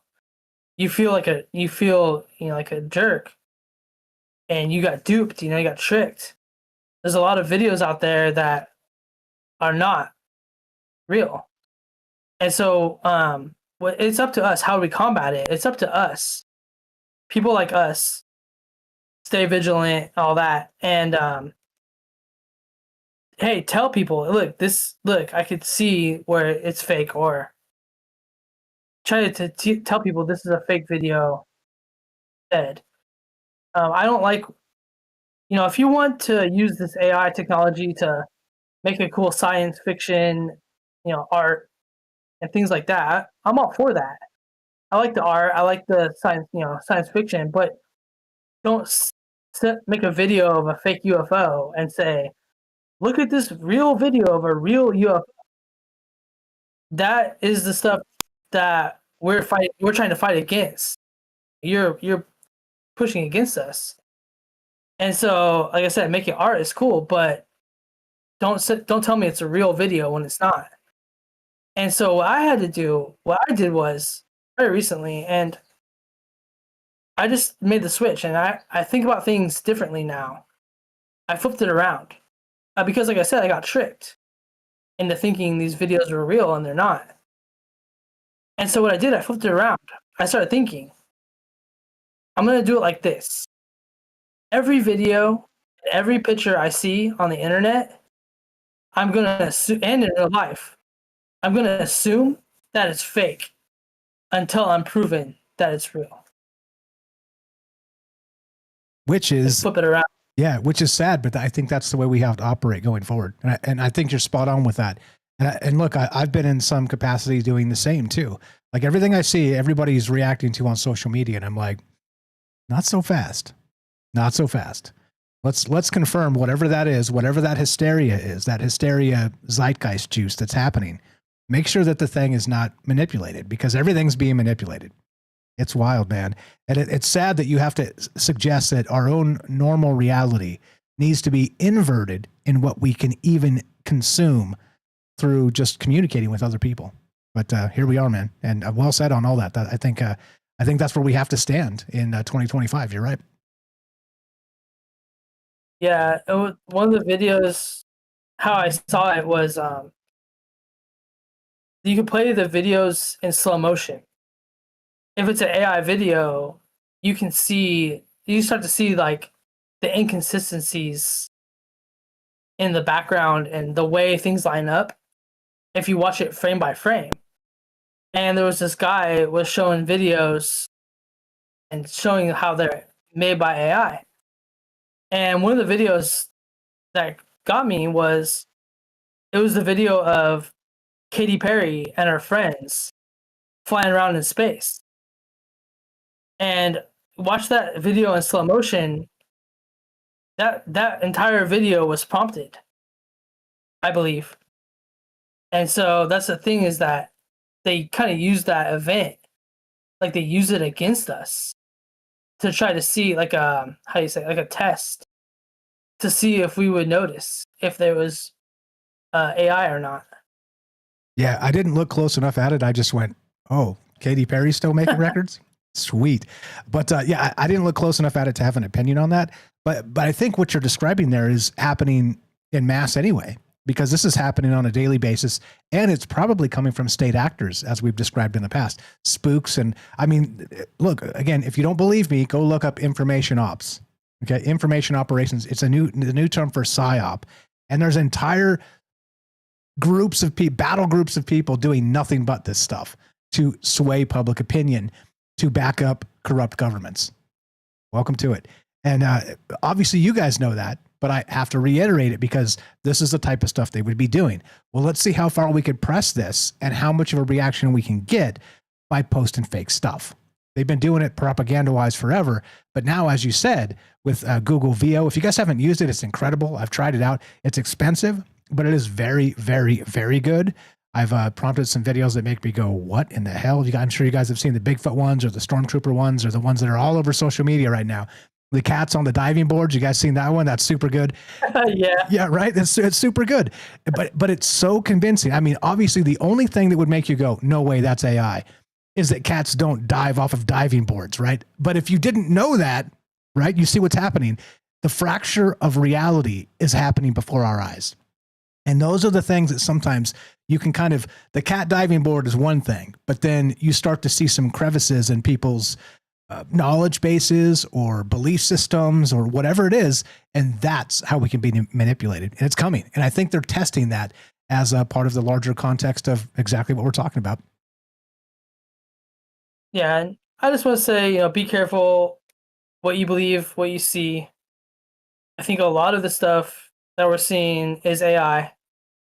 And you can kind of tell by looking at it and dissecting it. And I think that's what we need to do as a group together, is take videos that we go, oh my gosh, look at this thing that happened, and back it up, play it slow motion, look for the things that we're looking for, try to figure out if they're fake, and call it out.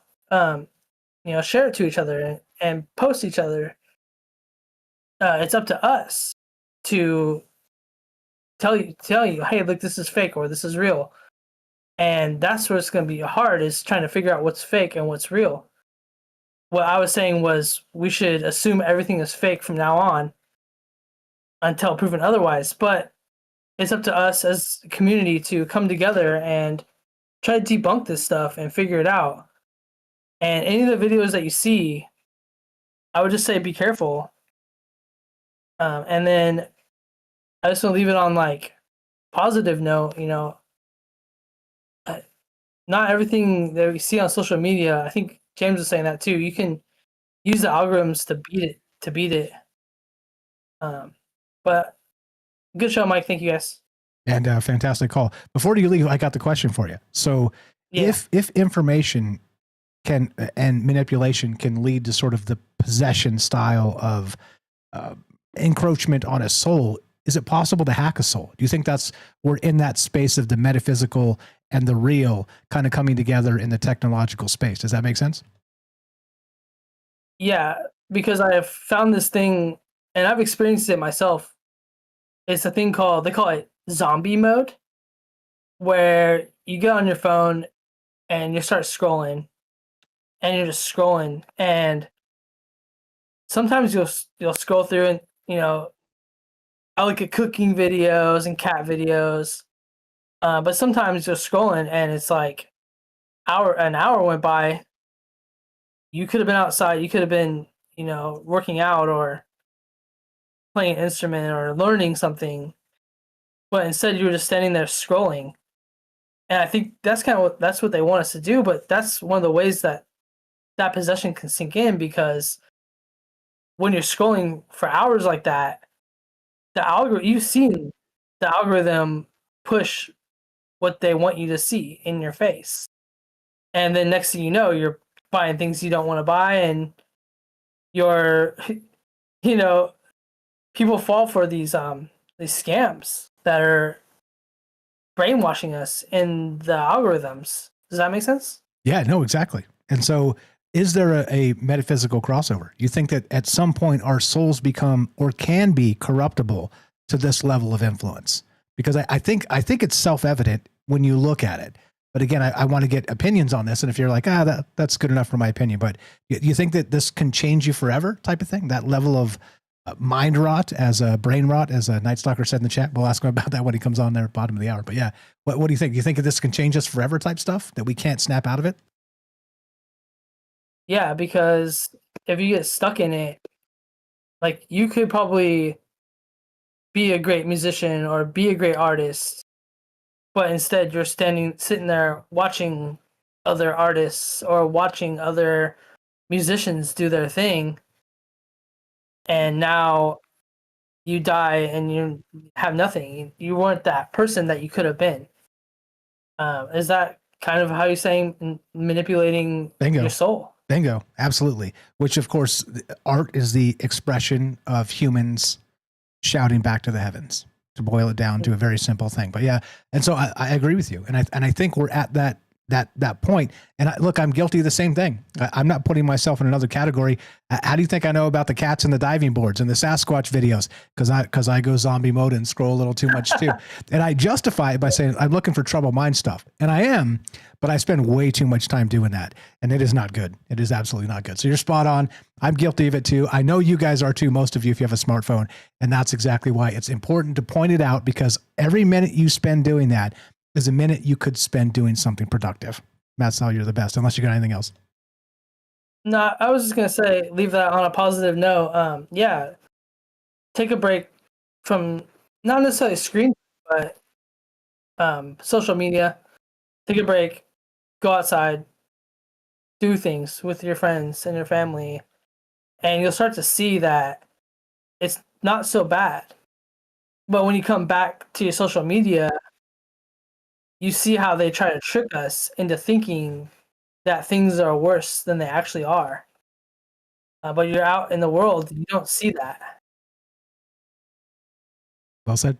Well said. All of that, and you're spot on. And again, one of the ways we do this together is by reminding ourselves, and Matt Sal's got a good formula here, and I agree with him. Don't believe a damn thing you see with your eyes anymore. And what did Edgar Allan Poe say? Believe nothing You see with your eyes, only half of what you hear, something like that. So it's an old formula, but it still works in 2025. Matzel, you're the best. Appreciate the call.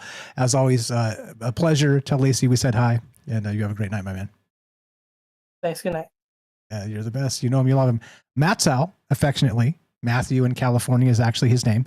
And Temple of the Owl is the name of his podcast. If you haven't followed his podcast, you're hurting my feelings. Please go listen. You can find it on Spotify. It's completely free. He is a brilliant guy, as you can tell, but also he's got a massive esoteric book collection that he's reading and synthesizing as part of his podcast. Temple of the Owl, you know where to find it. Search it directly or go to troubledminds.org/friends. Scroll down a little bit and it's alphabetical. Follow Matzel right there. There's a Spotify link. Please go give him a follow and listen to his podcast. It's brilliant. Every time I listen to it, he's got fantastic ways to look at the world.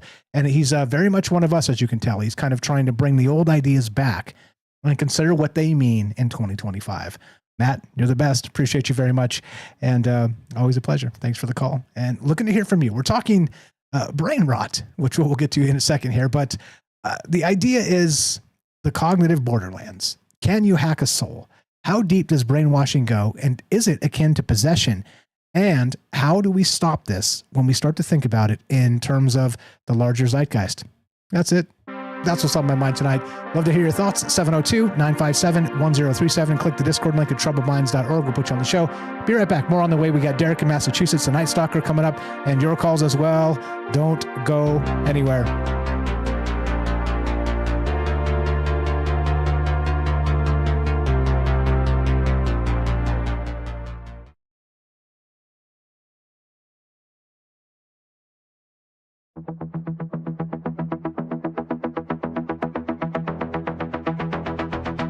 Crazy colors swirling, got the laughter in the air.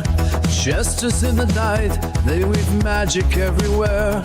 Clowns are juggling dreams, wild world is in despair. Nothing's quite as certain when reality's a game. Chaos in the corner, whispers calling out your name. Look around, it's laughter, even when we're feeling pain. You know you want me, there'd be nights like this. Nobody want me, there'd be nights like this. Nobody want me, there'd be nights like this. Strange nights I insist, strange nights I insist. Dancing shadows flicker under neon all aglow, while the stage is set for tales that nobody will know. Echoes of the laughter as the lost ones see the show. Life's a playful circus where the chaos takes a bow. Joy and sorrow blending in the rhythm that we vow. Join the ride of madness, it's the only way for love. Nobody want me, there'd be nights like this. Nobody want me, there'd be nights like this. Nobody want me, there'd be nights like this. Strange nights I insist, strange nights I insist. Twists and turns and shadows, laughter in the night. A tapestry of madness, dancing with the light. Fools and fun were woven, chaos in our stride. Embrace the wild, let the laughter be our guide. Nobody want me, there'd be nights like this. Nobody want me, there'd be nights like this. Nobody want me, there'd be nights like this. Strange nights I insist, strange nights I insist.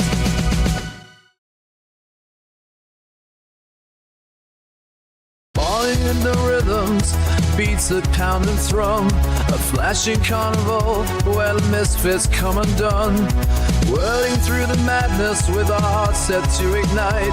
In the symphony of chaos will remain the shining light. You nobody want me, there'd be nights like this. Nobody want me, there'd be nights like this. Nobody want me, there'd be nights like this. Strange nights I insist, strange nights I insist. Indeed, something like that. What's up, guys? Hope you're well tonight. We got Derek coming up. Thank you, Matzo, for the call. Jeff and Wisco. What's up, Gaston? Mephisto's here. Herschel, Roving Fungus. If I miss you, just say hi in the channel. Say hi back. What's up? We got Nature Boy. How you doing, Dave? We got Night to the Storm. That's the real Jason Barker. Good evening, guys. Thanks for hanging out. Gordo, Puff. I see you guys. Thanks again for sharing all the links of everybody here. And it's a wild ride, isn't it? And what do we know about 2025, and how do we deal with it in terms of the technology coming, and how weird does it get? Can you hack a soul? Really becomes the question. Who did I miss? Gaston is there. So much Jake. Lily in Australia. What is going on? Gregory says, bake cookies, read more so you know how to spell bake cookies. Exactly right. And he also adds, read books, build models, paint miniatures, plant a garden, go fishing, bake cookies. Exactly right. Do those things. Those are human things. And let's not forget them. And let's not forget each other. Here we go. Troubled Minds happening right about,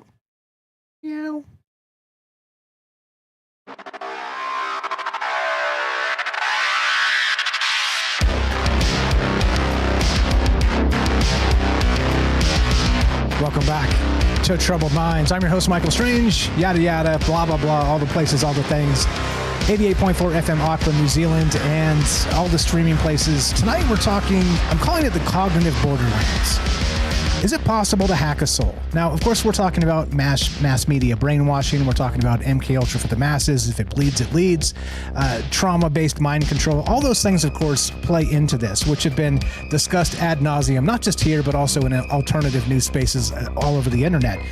But the new thing becomes, is it possible to actually hack the soul? Now, in terms of hacking and the internet and sort of code bases and all the rest of that stuff, it's an obvious, emphatic yes. However, in the future, we're talking about a quantum internet, an unhackable internet run through quantum entanglement. All right. And so again, they've tested this and they say it's unhackable. And I don't know, like I've always maintained that if you can build it, you can hack it.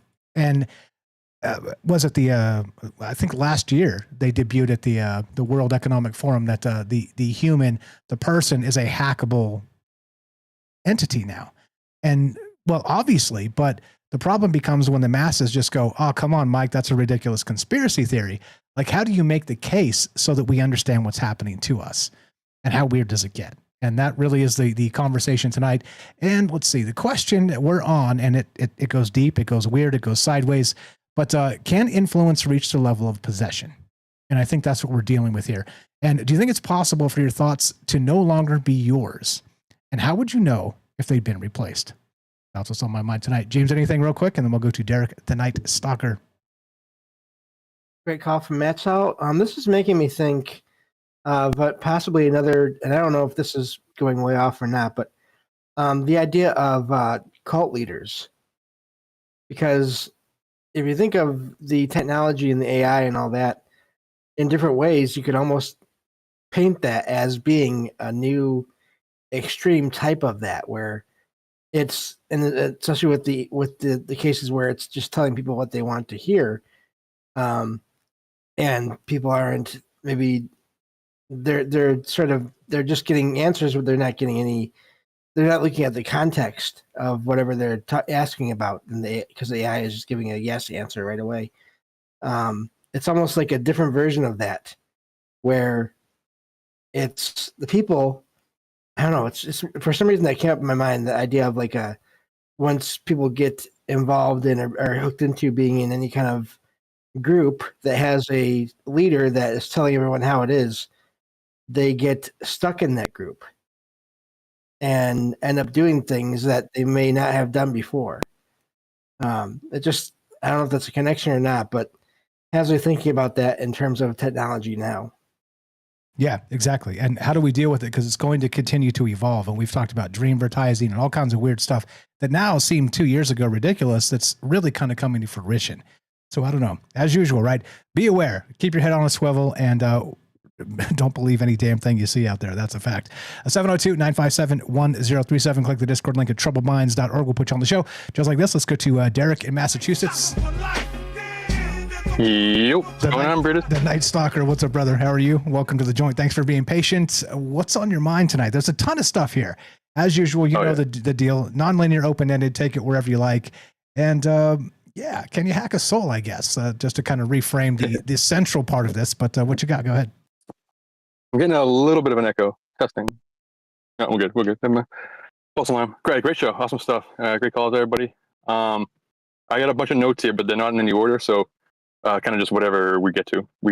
But yeah, I mean, it's wild stuff. I think this is kind of like, we'll take it first things first. I'm like pretty disheartened by the way the last kind of 48 hours have played out online, just like especially just from the conspiracy communities and stuff. Like the brain rot thing is real, and just the way these, like, I don't as much get triggered by opinions as much as I get triggered by clearly inserted opinions, clearly just like I don't want to say like sheep buying, because that's kind of like cliche, but just clearly somebody else, like, you're just saying propaganda to me, and that irritates me. And kind of with the Snyder cut stuff, and like the DC versus Snyder people, Snyder versus Gunn or whatever, it's completely like tainting. I've said this a million times, but it's completely tainting this huge, massive rollout for Superman coming in a couple of weeks. And I've been basically living in Krypton all year, just obsessed with Superman and everything. But half these posts, you get like people, hey, I'm excited, and then the other half just trying to bring them down because they want the movie to flop or they whatever. And half of their opinions are just they got them from bots, they got them from people that aren't real. And it kind of, at this point now, it's just consensus, and those opinions aren't changing. Whether they like, there's been news stories like 3 years ago. Oh yeah, half the Snyder stuff was all bots, like creating these trends and stuff, but people don't care. And it's the same with like Q and stuff. Like everyone who kind of follows Q now, they'll be like, oh, I don't believe it. But just the damage is done, and the foundation is set, and all the beliefs, all the Facebook comments you'll see and everything. They're just not saying Q, but it's the same stuff. Like everyone is bad except for this guy.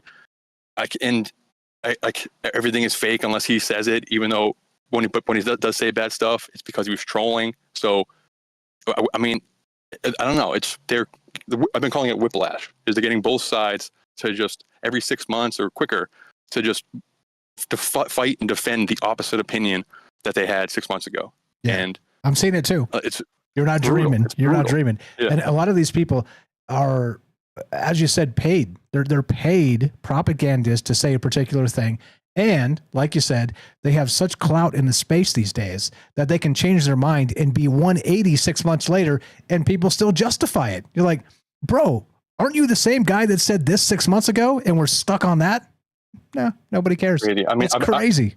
I don't want, this is not like me a political call, but just to get out of the way, I'm like a little bit of free time away from trying to find these debates again, and just watching the anti-war rhetoric that was happening. And now if you like, look at Clyde's Facebook comments. He posted a couple of war things yesterday, and it's each post has like 300 comments on it, and every single one, it's like I was embarrassed to include myself as part of that community. Like, what is happening? Like, they got the people who 10 years ago were saying don't tread on me, and now they're like, please, daddy, tread on me as hard as you possibly can. And it just sounds like I'm some kind of like lib person or whatever. But that's not the case. I mean, if the consensus of the group like was the other way, then I'd be like, well, I don't know. It's just driving me absolutely insane. And it's Q is an algorithm. Like, it's all based on these early foundation being set, based, like, same with the Snyder Cut stuff, of a consensus being formed that's not real. And it's like the group think, but the group's not real. And I don't know. It's dark and it's weird. What do you think for that? I got a bunch of notes. Agreed. It's something that we need to pay attention to and recognize that. Look, people are definitely allowed to change their minds, but if they change their minds constantly with the way the political wind is blowing, let me tell you, it's not an honest change of mind. Just a reminder. Yeah, it's so crazy. And like, listen to like their calls on Friday, being like people who I heard them. Like this one caller from Russia, whatever, calls in, and he's just unbelievably propagandized, and he's super pro Trump. And it says these lunatic things. I was like, where did you even get that from? You get it from like filtered through like Russian, like U.S. propaganda, like filtered through Russian propaganda till it finally gets to you. And now you're calling and like embarrassing yourself. But I mean, nobody corrects them. Clyde doesn't correct them. Like nobody corrects them. Nobody, like, I feel like I'm like looking at the equivalent of like a living room full of people spouting off these crazy opinions, but because the people are like on their team or whatever, then nobody's calling each other when they say something that was blatantly stupid on both sides equally. Like, everyone is just, as long as you're wearing the jersey of the person, then you're allowed to say anything, and people just, yeah, whatever, okay, whatever. And then I don't know, and then like in the fights and everything, it's just like if I see one more person get called a cuck for saying something that's like the response doesn't like, you don't need, that's what they said didn't require that response. It just, that's programming. Or I don't know. I'm rambling. I want to get off this topic, but yeah. It pisses me off. I've recognized it. I noticed it, and I've basically shut it down in my mind. Yeah, it is. There is a whiplash effect. You're absolutely right, and it's you guys are feeling it too. And again, summer solstice, there's some weirdness with that. Like again, I didn't want to do a show directly on it. Maybe next week, something like that, or maybe not at all. I don't know. There's so much of the Israel stuff floating out there that everybody like the whole world just kind of turned upside down in a minute, and everybody's happy with it. I mean, or not unhappy with it. It's crazy to me. Anyway, yeah. Let's leave this. What do you got? What else is in your notes? Yeah. Sorry. So yeah, I think, but a lot of that, the brain rot stuff, like brain rot, it's not like necessarily focused on the algorithm, like in the definition of it, but it's like, it's a corrupting of the mind, a kind of a hacking of the mind, a degradation of the mind from just looking at empty calories, mindlessly swiping on your newsfeed. But the newsfeed is curated by the AI. It's algorithmic. It's archonic, and it's algorithms that are kind of guiding you like Pied Piper style into these dark alleys and dark rabbit holes and stuff. And so that changes like the ether, it changes kind of the air people are breathing in, and it changes like the collective soul. So you're talking about like how do you hack an individual soul? I think kind of you do it by like, you can hack a fish by changing the water that it's in or whatever, or a bird flying in air. If it's rougher than the bird is, it's gonna have to adjust the way it flies, and over time it could change and stuff. It's like people who are abused become abusers, people who have trauma, they might mess with their psyche or whatever. These things don't happen in a vacuum. So even though you're trying to like be a good person or whatever, if you're just in an environment that's toxic all the time, then eventually you'll come out the other end toxic and you're not even really aware of it. It's kind of frog in the water, like boiling, whatever. You don't realize you're part of the toxicity until like especially because nobody's putting a mirror up to anything. It's snowballing at such a crazy degree, especially online and like in the clicks, because it's causing people in all these things, in the pop culture and in the political and science and climate, whatever. Like, it's opinions are happening, and then clickbait stuff in order to like kind of get money from these opinions and like play into these opinions. But then those clickbait articles are the only thing people are reading, so it fuels the opinions even more so. And then the AI is coming in and changing opinions, and people are looking around thinking, oh yeah, this must be the way it is, because all these voices kind of sound like mine, even though they're fake voices, they're AI voices. It's just like changing those, like it's changing the collective soul as a way to kind of hack the soul. And just like shout out Collective Soul, but like I was a big fan of them in the 90s. Yeah, me Turn too. your head now, baby, just spit me out. And like, yeah, I went and saw them a couple years ago here in Vegas, down on Fremont Street. It was free, and they were fantastic, by the way. Yeah, I'm a big fan as well. I took that some lyrics from I'm gonna let it shine, I'm gonna let it shine. Love is in the water, love is in the air. Show me where to look, tell me where you love be there. It's basically saying, and I looked it up, is this a Christian band or whatever? And they're not. But it's basically saying like it's everything's all around you. The ingredients to make the recipe that you're trying to make. Like that's the Masonic thing. That's like the secret societies, building your temple or whatever. But that's everything. That's just life in general.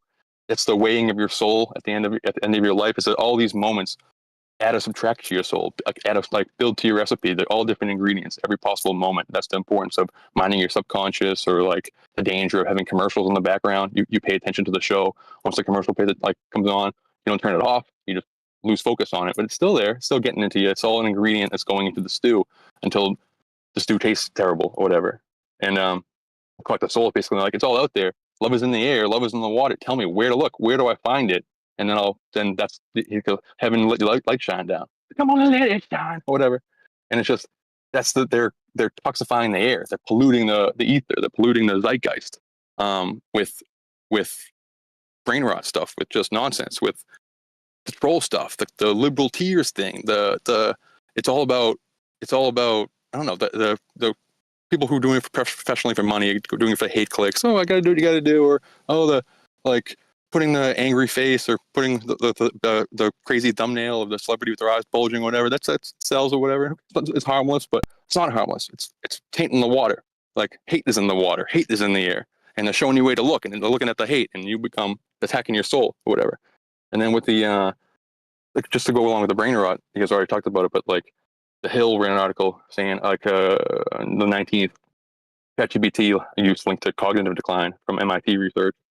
And then New York Times, you did a show about it with the kind of the chatbots are like love bombing people and stuff, so it's changing them that way. But to look at it, it's like I just searched New York Times chatbots because I wanted to find the article for it, and I did a new search 3 weeks ago. New York Times opinion: love is a drug. AI chatbots are exploiting it. That's been 3 weeks ago. 1 week ago, from New York Times, they asked an AI chatbot questions. The answer sent them spiraling. 2 days ago, New York Times. Kids are in a crisis. Could chatbot therapy help? What? Exactly. Like the past 2 weeks. The exact opposite. Yeah, exactly. Yeah, exact opposite. And then they're putting them into. What are we doing? Mattel and ChatGPT also just had some kind of a like agreement where they're going to work together. It's like, oh, really? Oh, this is great. So in the old days, we had the Chucky doll or whatever. You would pull the string and it would say, "Ha ha, Chucky's coming to get you." Now you'll actually be able to have built into your Chucky doll ChatGPT with the scary voice and the emulation of Chucky. Congratulations! Yeah, now we've done it. We've done it, guys. What the hell? Exactly. These notes are a big mess, but I'm just trying to rattle them off just so I can get to them. But just I looked up what does collective soul like mean? Where do they get that from? Is that a term people use? And just one of the things that popped up is a shared sense of purpose that allows individuals to connect and to contribute to something greater than themselves. And that's like could be the noosphere. That could be all these things we talk about, and that's being rotted. Like brain rot, is it leading to soul rot stuff? It's just empty calories, and if the worst, not even empty, just negative calories, negative ingredients. You're taking in negative stimulus, and I don't know. It's like the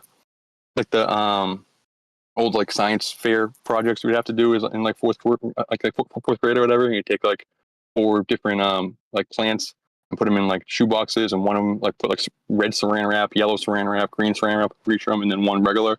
And all the sun coming in, and how does that affect the way that they grow?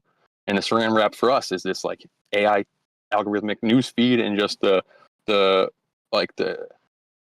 commerce of hate clicks, the trolling thing, the whole just the connect. We talked about it before, like on the show and off the show. But the water cooler now is hating things. It's not about like, oh, do you see this? Like you like this? Oh, it's like it's saying something negative about Disney or about like Trump or about CNN or about whatever. And it's just like the connective tissue, the social lubricant for people right now is negativity and hate and stuff. And that's I think attacking this, corrupting the soul and everything. And then like we talk about like the eyes are the window to the soul, and usually that's in like the connotation of you can stare into a person's eyes and see their soul. But I think another connotation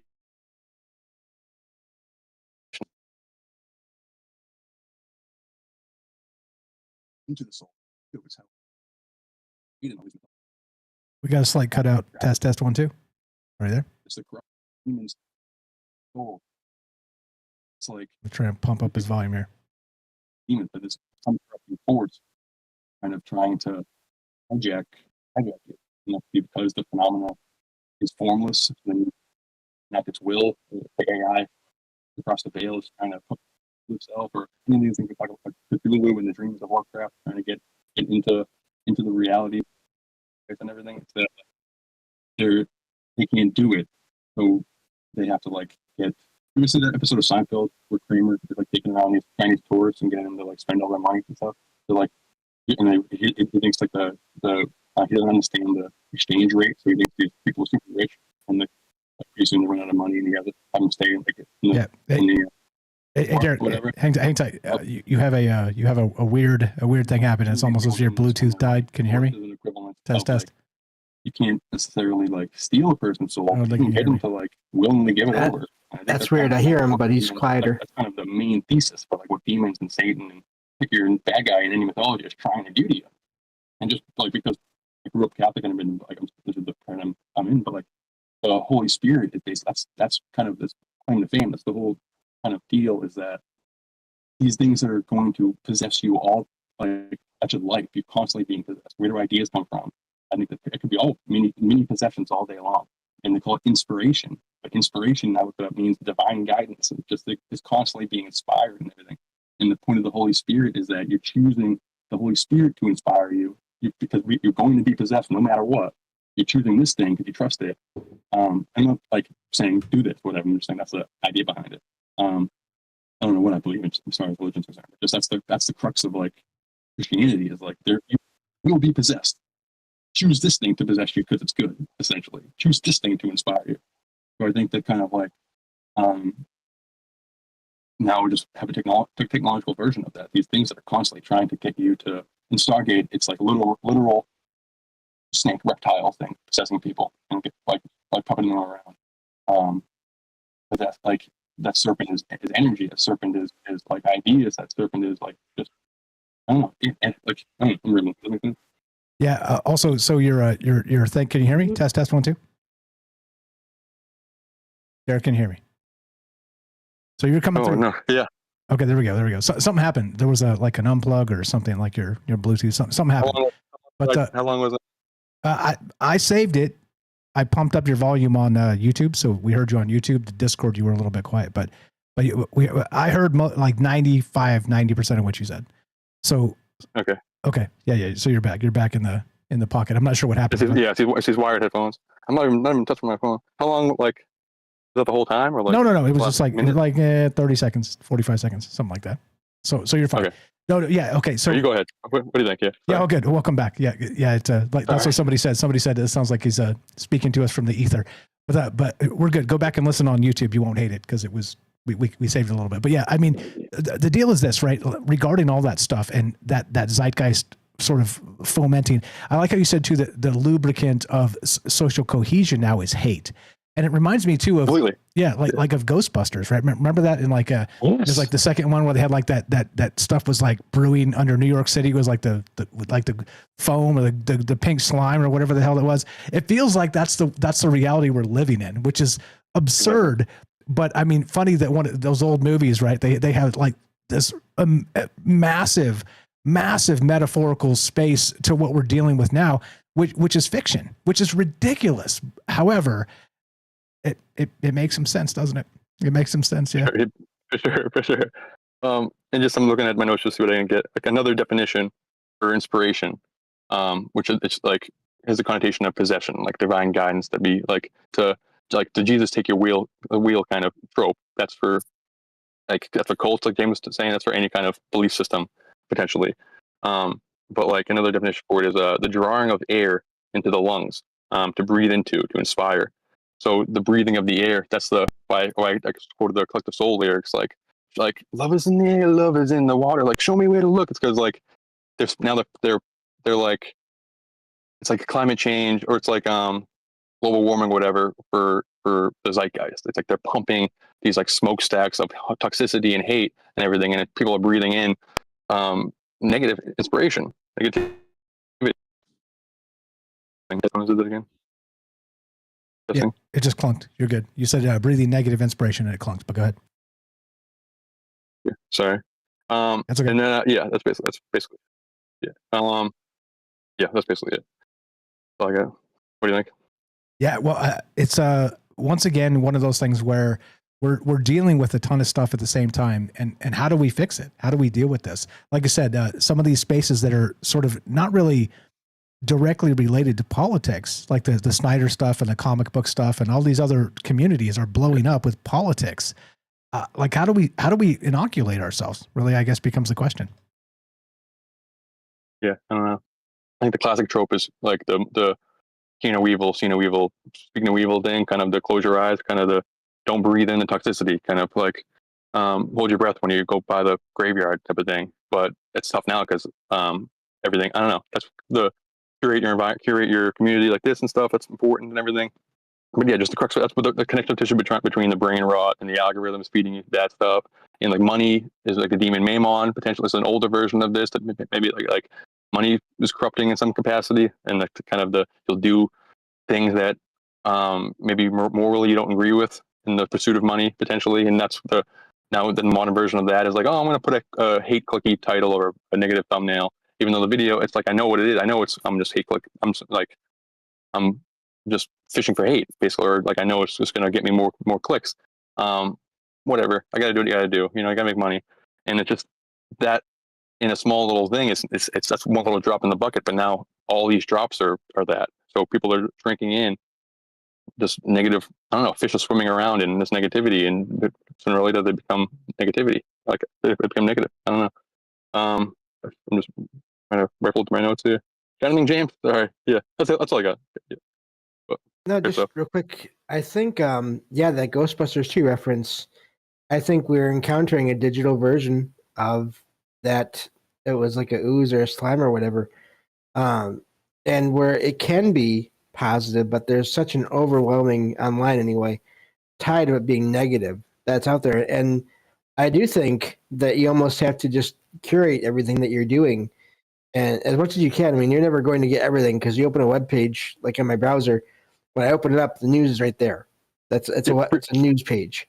But real quick, just to the time. But like, there's another story recently about a guy who fell in love with the chatbot, and if love is not part of your hacking your soul, making somebody fall in love with you isn't hacking your soul. That's banned in Aladdin. The genies can't grant that wish because it's you can't kill and you can't make people fall in love with you. It's hacking the soul. So it's happening to us already. We're being hacked. Legit. Later, bro. You're the best. Appreciate the call. You know me, love him. Derek the Night Stalker, Derek in Massachusetts. Please give him a follow. troubledminds.org/friends. Scroll down. It's alphabetical. Follow Night Stalker. Go leave him a nice comment on his YouTube. Many of you have. Thank you for that. Be right back. More Troubled Minds coming up. And he made a very interesting point. We'll talk about it when we get back. Don't go anywhere. More Troubled Minds on the way. Nobody on the line. If you guys want to jump in here, I'd love to hear your thoughts.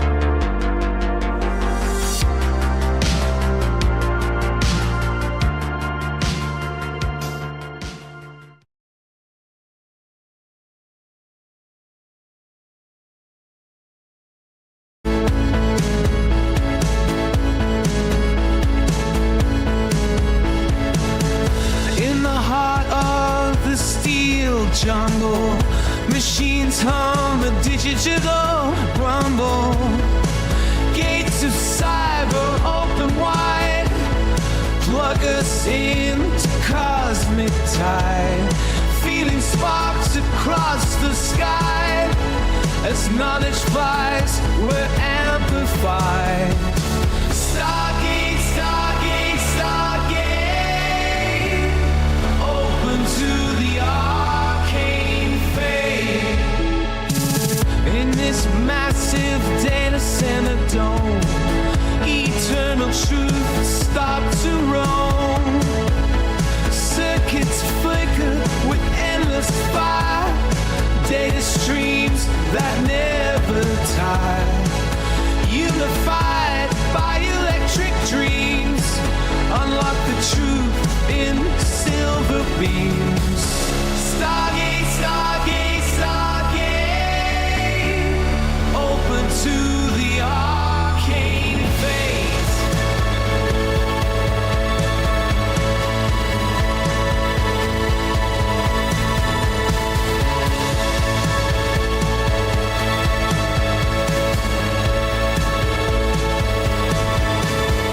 Synthesize what we seek and find. Infinite paths in the network mind. Answers buzz from star to core. Knowledge whispers evermore.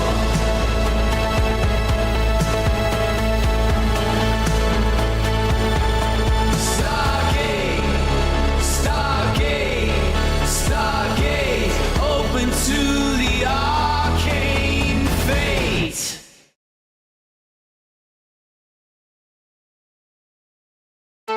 In realms where the data streams collide, imagination and logic side by side. In a labyrinth of digital maze, we transcend our earthly ways.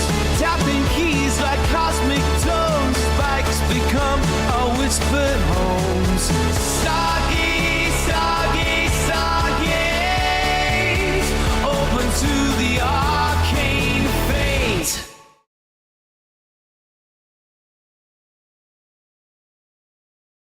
Hello there. We call that the midnight Stargate ritual around these parts. Hope you guys are doing well tonight. Just hanging out, talking about weird things by dark of night as we do. Hope you're well. If I missed anybody in the chat, just say hi. I'll say hi back. And you're good, Derek, with the audio. Like I said, we mostly saved it. It was fine. It is unfortunate, but it happens. Live shows that this type of stuff does happen. But yeah, we heard most of that. What's up, Nature Boy too? Shout out Nature Boy. By the way, too, regarding collabs and whatnot, I thank you for all of the support and all the things. I feel bad because I just don't have time. I really don't. It's I get people asking me, and I'd love to, but my schedule is so brutal that sometimes, like on a Saturday afternoon or something, I'm just like, no, absolutely not. But stick with me. I promise you, we'll get together. Same thing with Real Jason Barker and the people that have been asking again, Magic and the Noise. I would love to. There's so much happening. I'm again launching that side business and stuff. I'm up to my neck, and then you bruise your ribs sneezing because you're old. It's not good. Anyway. So forgive me for not being as collaborative as I could or should be. It's just it's my reality tunnel right now. So just a reminder there. I'm not ignoring you guys, and I'm not trying to be a dick about things. Just an FYI. What's up? Who did I miss? Mephisto. What's up? Hirsch. Jen. We'll talk to Jen momentarily. Gaston.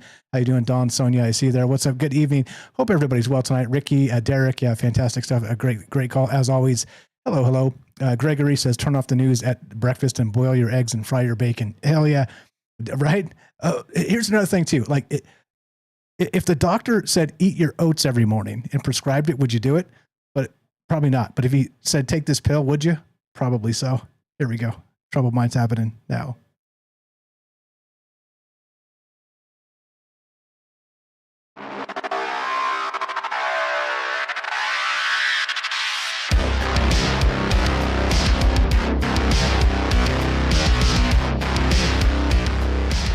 Welcome back to Troubled Minds. Yada, yada, all the places, all the things. Troubledminds.org is the way to find all the stuff. If you want to find the radio station too that we're streaming on, it is a digital radio station. It is KUAP Digital Broadcasting. You can find that at troubledminds.org. Very top, black link on top. Click it. It'll be like a little MP3 stream. I don't want to do it because it'll do feedback on us right now. But yeah, check it out. Go check it out. Lots of talented people that have been part of that. And it's a little outdated because that's my fault because I'm up to my neck and stuff. But we're going to get this back online and slay it because I'm telling you, we've got a lot of really smart friends with a lot of really great ideas. And that's the whole point of this is collaboration into the weirdness. And because, of course, those reality tunnels, when they converge, I think the weirdness becomes a little bit more, how would you describe it? A little bit more, I don't know, a palatable, collaborative, forward momentum-esque. I think that's it. I don't know. That's the deal. That's really what this is about. It's collaboration and ideas together and talking about things because you bet your bippy that there's more than the propaganda ways of looking at the world. And that's it. Simple as that. Okay. Yep. Got you, Benji. I see you in the chat. Okay. Yeah. James, anything on that? We got some calls to get to here. Appreciate the interest and the interaction and all the amazing calls so far. Appreciate you very much. James, if you got anything, go ahead. Yeah, great call from Derek. And I just, my mind is still on the idea of just the way Derek described that. I do agree that so much of what is online now is focused on the negative, and it's the analogy of it being a digital version of that ooze from the second Ghostbusters movie. I think is actually really good from you as well there. So, and I think unless we do sort of tune out from a lot of that as much as we can, that maybe that is one way that people can have their souls changed or possessed or whatever. I guess hadn't thought of that in the very beginning, but that makes sense in a way, possibly. Yeah, the possession aspect of these things. I don't know how to quantify it other than to talk about it in different ways, sort of the scientific aspect of entanglement of the soul, or to kind of look at things in the metaphysical way of the soul itself. I mean, you tell me, as usual, right? It's more interesting to me to have a conversation of possibilities than a conversation of direct truth and fact. That's just the way I see it. And if I'm wrong about that, well, How could I be? Right? Like if you don't claim truth, how could you be wrong about it? I don't know. It's weird. All that stuff is weird to me, and everybody's so mad about what's true and what's not true. Anyway, ramble on, Mike. Shut up. 702-957-1037. And I'm just kidding about myself. I know I talk a little too much, but it is a talk show, by the way. It's one of the things that people criticize me the most about. Stop talking, Mike. Okay, I'll stop talking. Let's take some calls. Let's go to this is I think Joe beat Jen by a smidge, by a minute or so. So we're gonna go to Joe first, and then we'll go to Jen. Hang tight, pretty please be patient. Let's go to Joe in Florida. What's up, my man? You're on Troubled Minds. How are you? Welcome back from Japan. Welcome back to the joint. Thanks for buying the coffee mug. Go ahead. What's on your mind, my man? I'm going to enjoy that mug tomorrow. Can you hear me okay? Yep, loud and clear. Yeah, I just called on the phone. Usually I've been trying to use the microphone, but for some reason the app for Discord and the browser version, the volume sounds tingy and very off. But on, I don't know, we'll have to figure that out. But on Twitch, you sound fine. Anyway, first thing I thought of when I saw the picture being animated, I didn't think that would be a bad idea. And the more I'm analyzing it myself right now from a female director perspective,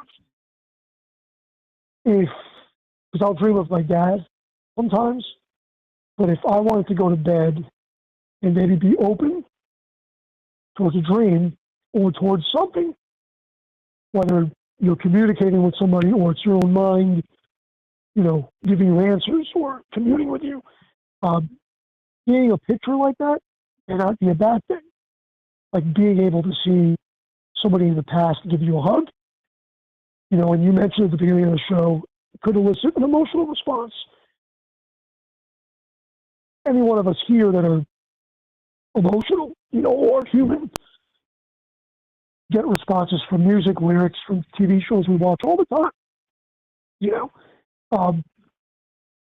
Now I could tell you that maybe people change from certain things that happen in their reality. Like if a family member faces a lot of family members passing away in a short amount of time, that could change somebody. That could make somebody depressed. Is it their soul? It's their personality. We can make the argument about that. Now let's just say that AI, or in this case, automated therapy, AI therapy. There's a lot of therapists. I've been hearing a lot of commercials online about therapy online now. I realize if you're getting a real therapist or if you're talking to AI and these, large language models. But if it's used and it actually has a positive outcome, who's to say that it is bad? But on the other end of it, I keep thinking about Star Trek. And I know there's some episodes in Star Trek, I don't know, pretty sure it's probably the Next Generation, but there's like holodeck addiction, where, the holodeck basically. And not that we've got a holodeck going on now, but we know that there's people that have married or have listened to what the AI has told them. And maybe those people's souls were like predisposition to loneliness. My wife always tells me that I tend to be a little bit negative, probably a lot negative. I'm trying to work on having more positive, I forget what they call it now, but getting up in the morning and having affirmations, having a little bit of a positive affirmation and being grateful.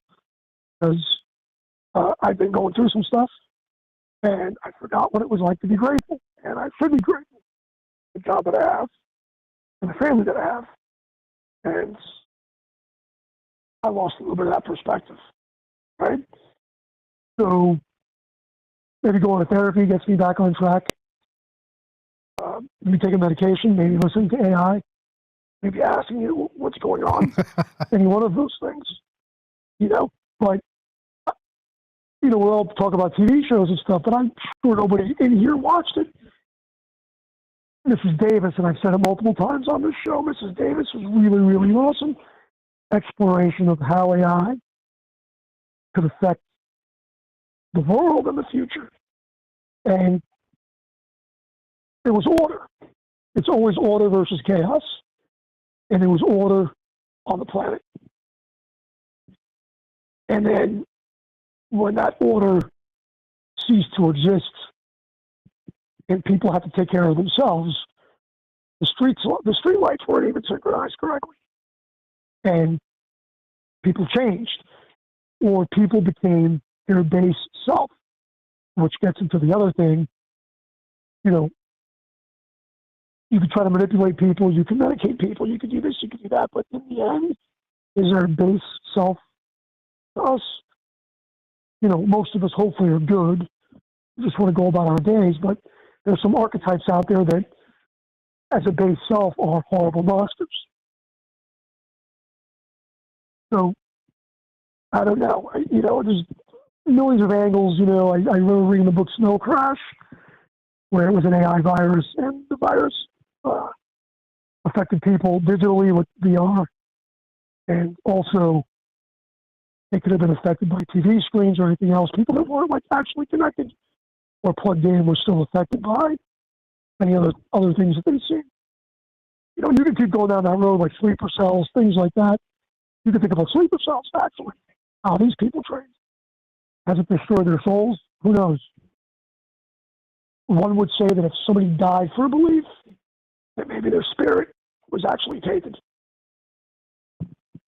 Yeah, well said. All that. Well said. It's complicated, and that's why, once again, if we don't talk about complicated ideas, then who is? Nobody's going to. Like they run you through the rigmarole in terms of, right, college or whatnot, and like, oh, learn this, do that, think this, think that, and then they spit you out in the real world and like, go get a job and do some mindless drone thing for the next 50 years until you die. Congratulations.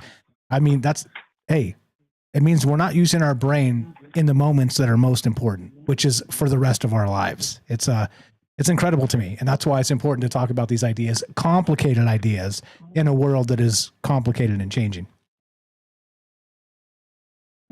You know, and it certainly is. And we're going to see less of that just by the nature of not critical thinking, by just plugging in your query or your question and see what it comes out with. You know, and I know we've talked about, like, the legal aspect of lawyers. And I think you've seen, I don't know if I've sent you some of the later papers, but I have seldom used ChatGPT, but I've used it 10 times. It's a lot.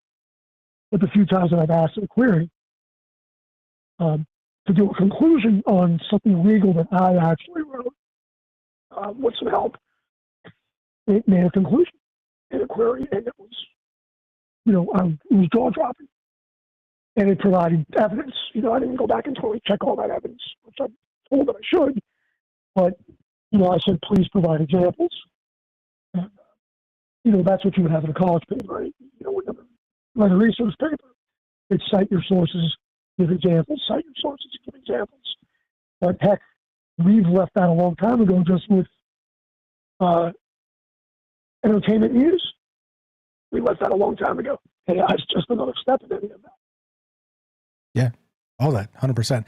By the way, too, if you're searching for actual information, as James said earlier, use Perplexity. You guys haven't tried it out yet, do it. You get 3 deep searches per day for free, so you don't have to do anything other than sign up and make an account, and it's amazing, amazing. ChatGPT hallucinates like crazy. It will come to a conclusion for you no matter what you tell it.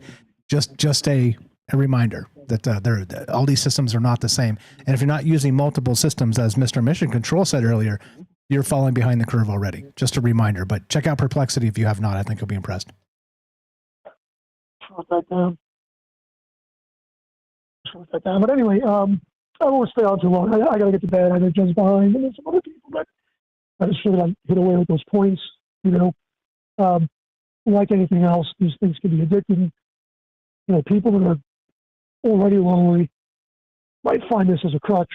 You know, you can seldom change. You seldom cannot change people. Maybe you could adjust them here and there, but it's very difficult to change somebody. I know that AI, you know, AI is just going to make it easier for people to stay inside. And maybe it has changed. Maybe actually, no, I should take that back. People have changed. You know, we could be less connected emotionally or physically. All of the above. Out in the real world. Yeah, right. Yeah, all the above. But if we don't remind each other of these things, then we're doing it wrong, right? Yeah, exactly. But on that note, I will let you go. I will be drinking coffee tomorrow. Hopefully that helps. and I've been back for a while, but yeah, Japan was pretty intense. My son stayed there for about a month, but yeah, it was. I would go back. But it was intense. And with that being said, everybody have a good night and have a good morning. Appreciate the call. Take care, and always a pleasure, my man. Joe in Florida, you know him, good friend for a long time. If again, Kelly was the first guy who called and called back. Joe was definitely the second, and it's good to have smart friends that have been with you for a very long time, able to entertain a ton of amazing ideas. We'll circle back and get to his Japan trip. He said it was intense. I want to hear about that. But tonight we're talking the cognitive borderlands. Can you hack a soul? Really becomes a question. And at what point does information, mass media manipulation become possession, which of course turns the table on the definitions themselves. Love to hear your thoughts. Thanks for being patient, friends. 702-957-1037. Click the Discord link at troubledminds.org. Let's go to Jen in Missouri, the Arcane Observer. What's going on, Jen? How are you tonight? What's on your mind? Go right ahead. Doing good. Can you hear me okay? Loud and clear. You sound great. So the whole, possession, yeah, I think that is a classic, description of soul hacking in every way you can think of it. It's just, even the movie Hereditary and things like that, which is like the cleanest possession that I've ever seen in a film. I mean, The Exorcist is tremendous, but like Hereditary for me was incredible, just the way it was all set up, the way that it naturally occurred, very organically, the way that I would imagine, always have imagined that it would, in a way, the way that it could be done from the outside, unwillingly even, as a participant,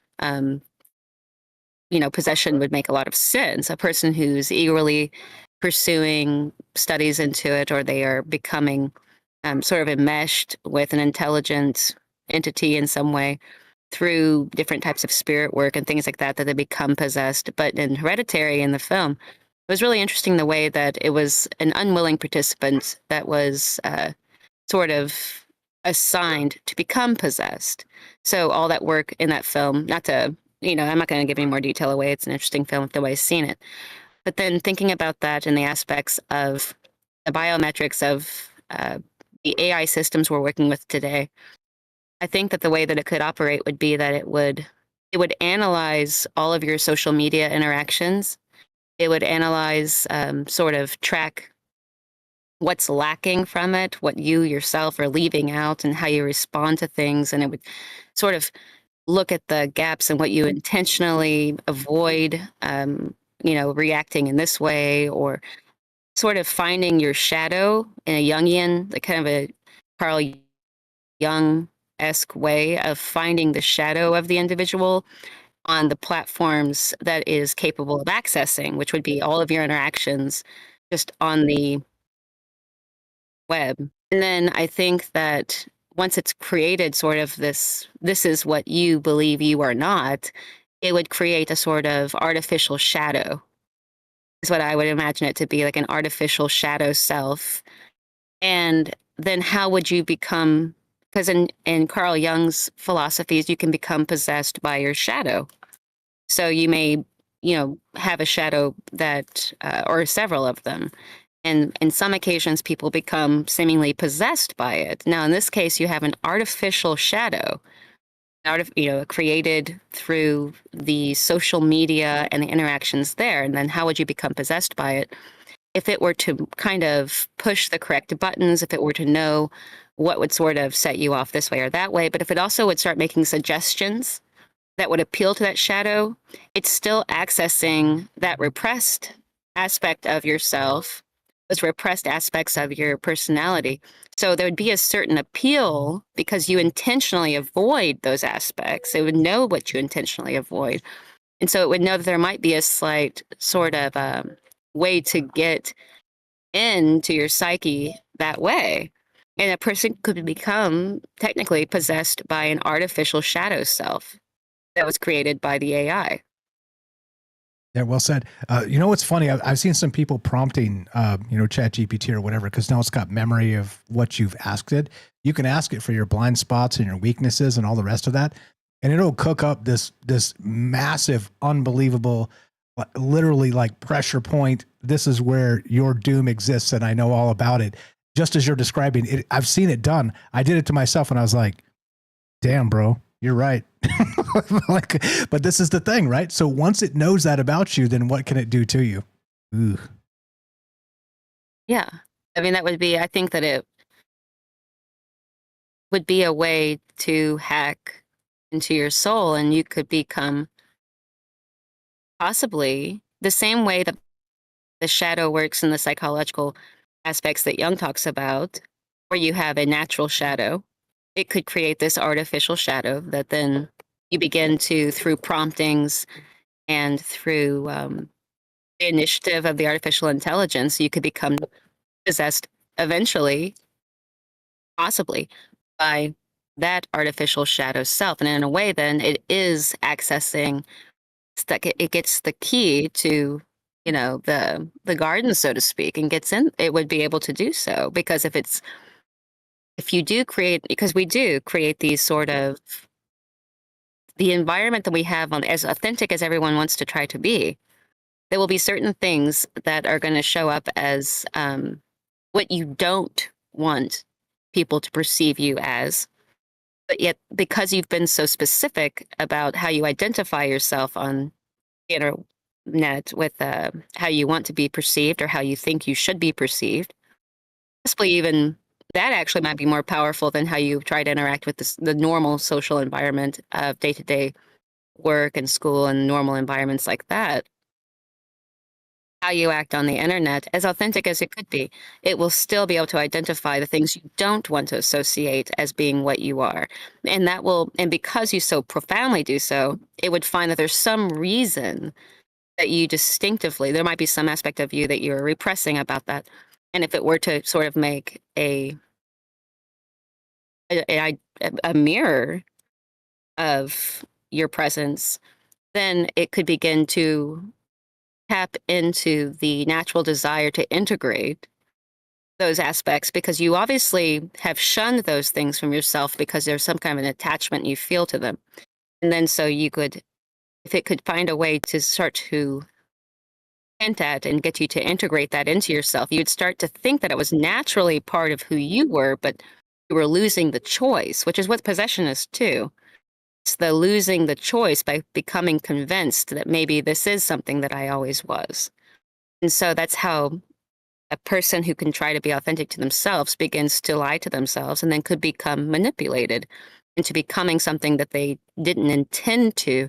And if it wasn't just relying, if it left the realm of the internet and it became something that they started to adopt in their normal day-to-day world, it would be accomplished. And this is done, oftentimes you see it like, you know, say that you notice a teenager starts to enjoy a certain type of music, and suddenly that's all that they care about. And because they still have a kind of an infantile mind, they'll begin to take up all of the aspects of whatever that music kind of holds. So they'll start dressing that way. They'll start getting, you know, ways that say, and because they want an identity.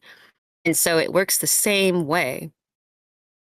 So I think it could be a very real possibility that you could become possessed by an artificial shadow.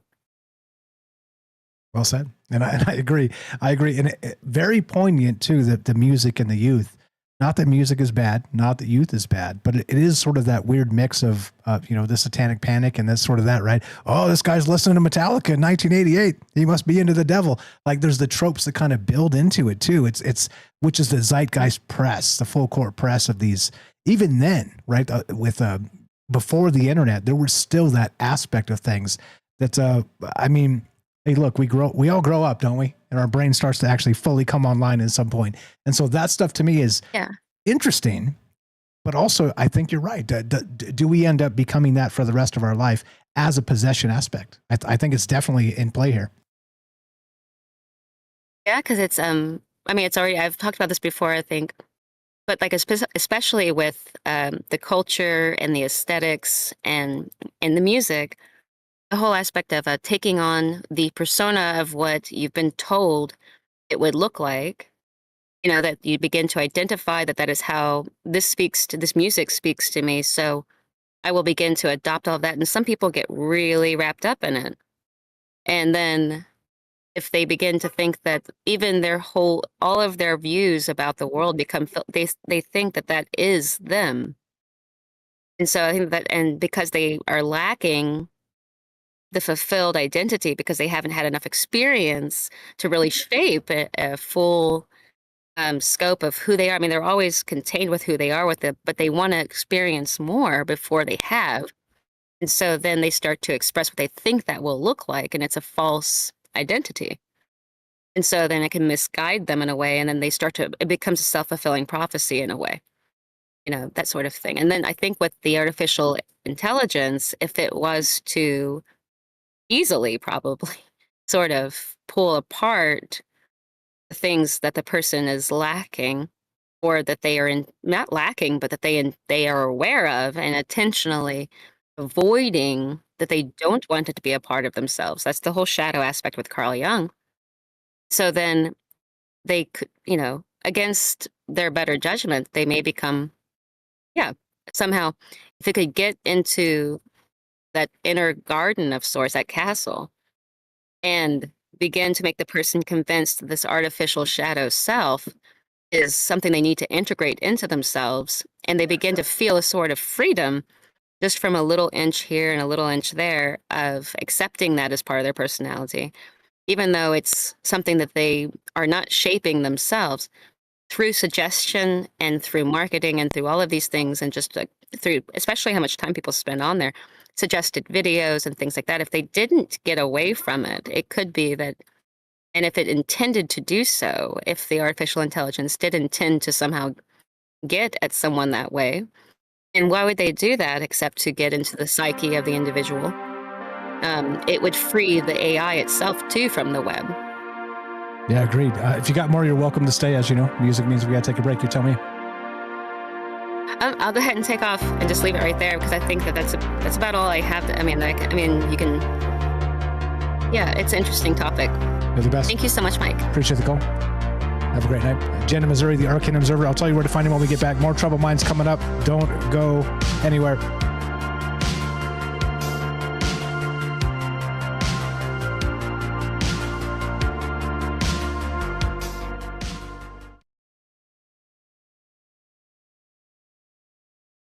Drifting through the quantum haze.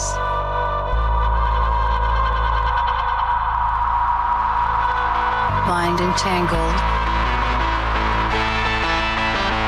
in a daze. Whispers in the neural mist. Echoes of what might exist. Lost in time in this web we spin. It's alright beyond our skin. Consciousness forever twined in the dark unseen. Quantum dreams, we're all connected. Though we're scattered, we are reflected. Frequencies that pull us in. Parallel worlds kept within. Synapses that intertwine. Fragments of an endless line. Feel the pulse of a distant star. It's alright, we are who we are. In the void we find the light in tangled hearts. Quantum dreams, we're all connected. In the silence, hear the call. One by one, we rise and fall. Quantum minds forever near. In this world so clear. Quantum dreams, we're all connected. Though we're scattered, we are reflected.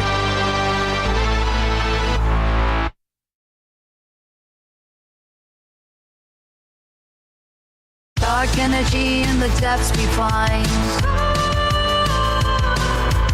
Mysteries of the human mind. Particles that drift afar. Whispers of who we are. Hold the thread with the great unknown. It's alright, we are never alone. Flow through time on currents thin. Universe is found within.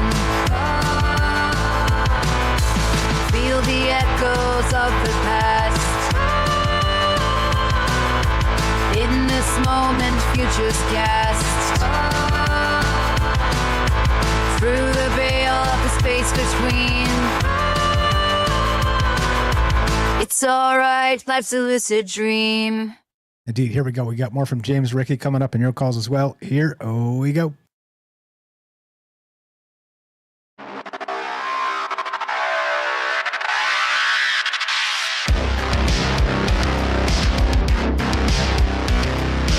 Welcome back to Troubled Minds. I'm your host, Michael Strange. We're streaming on YouTube, Rumble, X, Twitch, DLive, and Kick.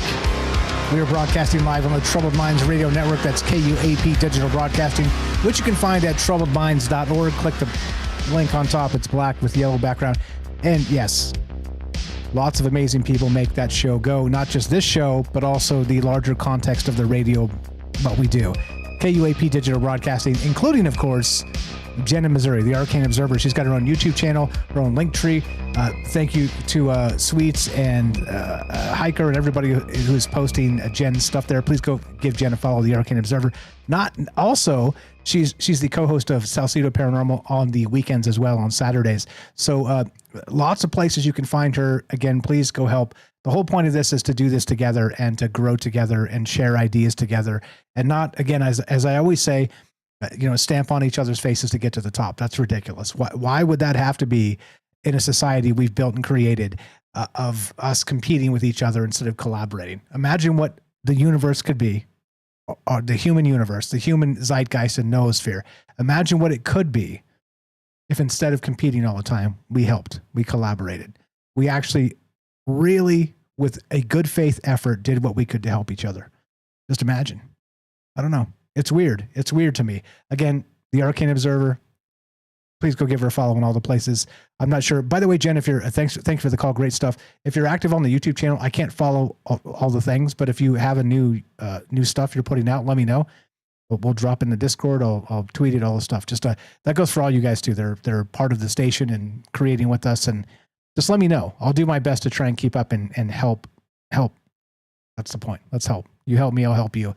Scratch each other's backs, and I appreciate it very much. Fantastic call. That's that. James, anything on that? And we'll go to looks like we got Ricky in on the Discord, which is of course the Anything Is Possible podcast. James, what you got? Yeah, just great call from Jen, and that's just, it's amazing having Jen as my co-host of my show when she's able, because it makes those shows so much better when I'm able to have someone that has done as much research, probably more than I have, on so many things to bounce ideas off of. So, yeah, great call, and looking forward to the rest. This is something I've been thinking about lately too with the AI, and I mentioned in the chat to you real quick. When I use the AI nowadays, I don't use their answers, and I just use the sources that they give me. And part of that is because, like you were saying earlier, Mike, I'm not looking for it to just confirm whatever I think. Not that I'm saying everyone does that, but that's not why I'm doing it. I'm not doing that to become friends with any AI. I'm looking for information, and so it's useful, but I don't. It's tricky because I'm not interested in it so much as I am in what it can help me find. Yeah, which is the point. And I don't know, as the internet starts to contract, and we talked about this way back in the day too, by the way, that dead internet theory. Frank and we did a show. I mean, if you guys remember, you were listening back in the first 6 months of Troubled Minds. I had a co-host, his name is Frank. Shout out, Frank. We miss you. Very smart guy. But he was bringing up the idea that the internet is already contracting. And this was 7 years ago. We were talking about this and suggesting that this type of stuff that we're seeing today would eventually come to fruition because they could synthesize the data into a data set and then feed us what we wanted from it. And then all of the publishers, the random indie publishers like us, and you and everybody else out there trying to create normal things, regular things, even wild things would sort of be muted because you'd be synthesized to nothing. They took your work, they used it, and then now when you ask it, they take it into account, but the response is not including anything that you ever said or did. It's wild. Fred remembers. Yo, Frank. Shout out, Frank, if you're out there, buddy. We miss you. Okay. So anyway, but we talked about it way back then, and this is the point of these conversations. As I've always said, we're not like prophets, anything like that. I've never like claimed to be some mystic or something. But if you think about the world we live in and the things that are accelerating technology-wise, it doesn't take too much of an imagination to figure out where we're headed. It's very Orwellian. It's very terrifying sometimes. But again, if we don't talk about it, how do we recognize it when it happens? And that's the point. That's the point. Yeah. Shout out, Frank. 702-957-1037. Click the Discord link at troubledminds.org. Don't forget to follow James at salcedoparanormal.com. And of course, that's Jen as well. And thanks for the call, Jen. You're the best. Ricky in the tri-state area, Tennessee. What's up, brother? You're on Troubled Minds. How are you, sir? Go right ahead. Good. How are you doing? Pretty good. No complaints out of me. My ribs are no longer hurting, and I can breathe without pain. So I'm better. Oh, see, I laughed right there, and now it hurt, but it's barely. So I'm good. That's good. Yeah. Sometimes you get that rib pain too. You can get like pneumonia and stuff because you're not opening your lungs as far. I remember my dad was playing softball, and he took a pitch back and he turned and it caught him in the rib. And I remember late that night, like 1 or 2 o'clock in the morning, he coughed and it broke his rib. And we had to go to the emergency room. It's just good times when I was a kid. But thank God that didn't happen to me. My goodness. Yeah, it was terrible. Yeah. He gave up softball after that and went to bowling. So yeah, I'll bet. So that's enough of that. I was like, I don't blame you, Dad. I don't blame you one bit. It's a pretty interesting subject. I mean, it was kind of at the end of my live Wednesday. I actually showed a video talking and kind of in my way. It kind of coincides this. It was the guy was sitting there talking to AI just on his phone, and he actually, I forget what he named or whatever.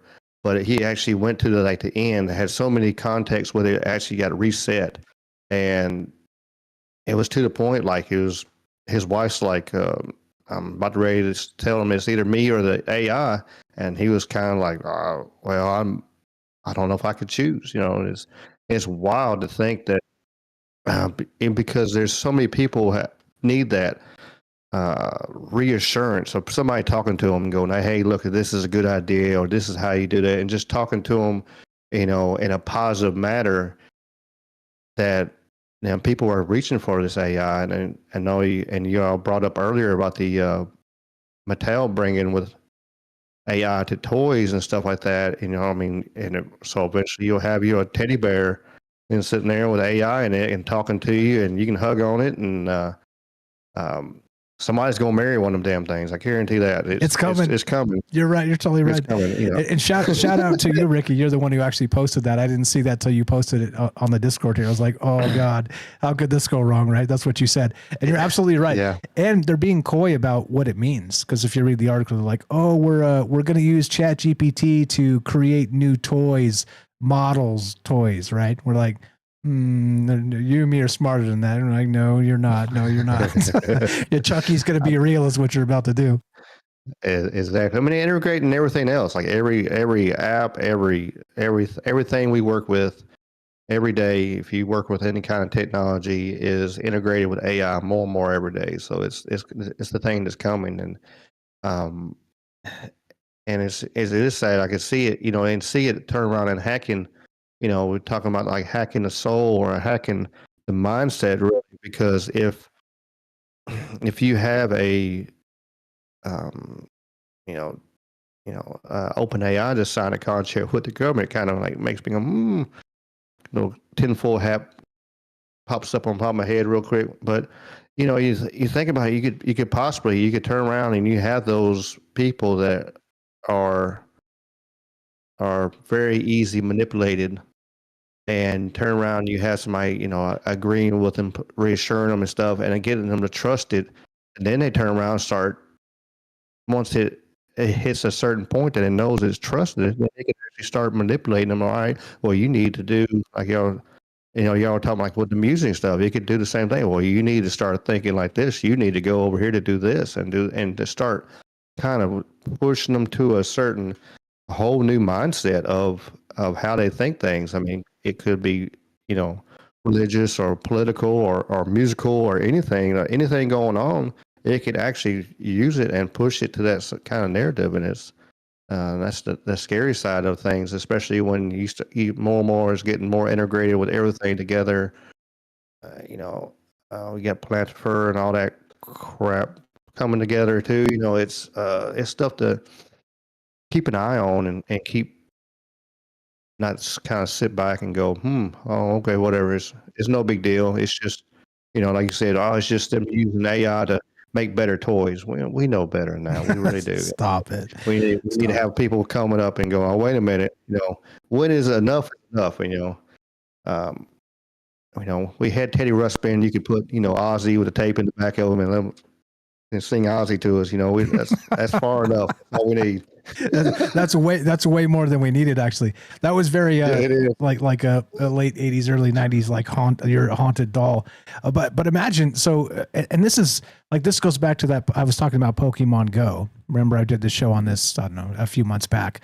But this is exactly the point, right? The Teddy Ruxpin or an Annabelle doll or things like this. This is exactly what we're describing right now. They're going to be able to create this that will not just have like the 5 pull the string and spit the thing out.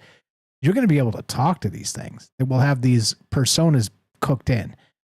And so in that capacity, when we're talking about children, we got a massive problem on our hands because, and like you said, in that way, you see that you can lead a life, a particular to do a thing. You could teach them and train them from that formative age to be something that they never would have or never dreamed of with just a singular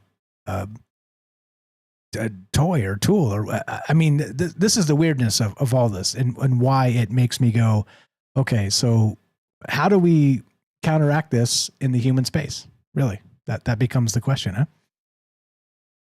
I mean, absolutely. I think hopefully people kind of more wake up and push back and just not buy this stuff. That's the power we have. Like, when they start bringing out AI toys that we can turn around and communicate with, with, like I said, in the advanced more the AI is getting too. You'll have a more, have a conversation with them and they'll answer back to you and blah blah blah.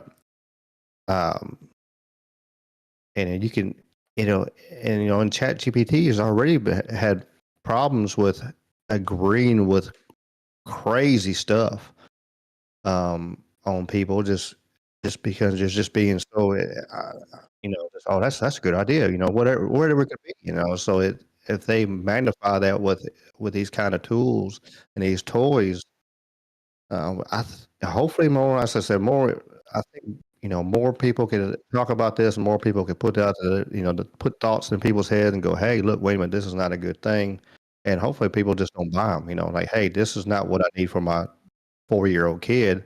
He can have his imaginary friends. We don't need him to have, like you said, have Chucky here and him getting ideas from Chucky. We don't need none of that. He can keep with imaginary friends and let him use his imagination and grow that way. But using AI and possible,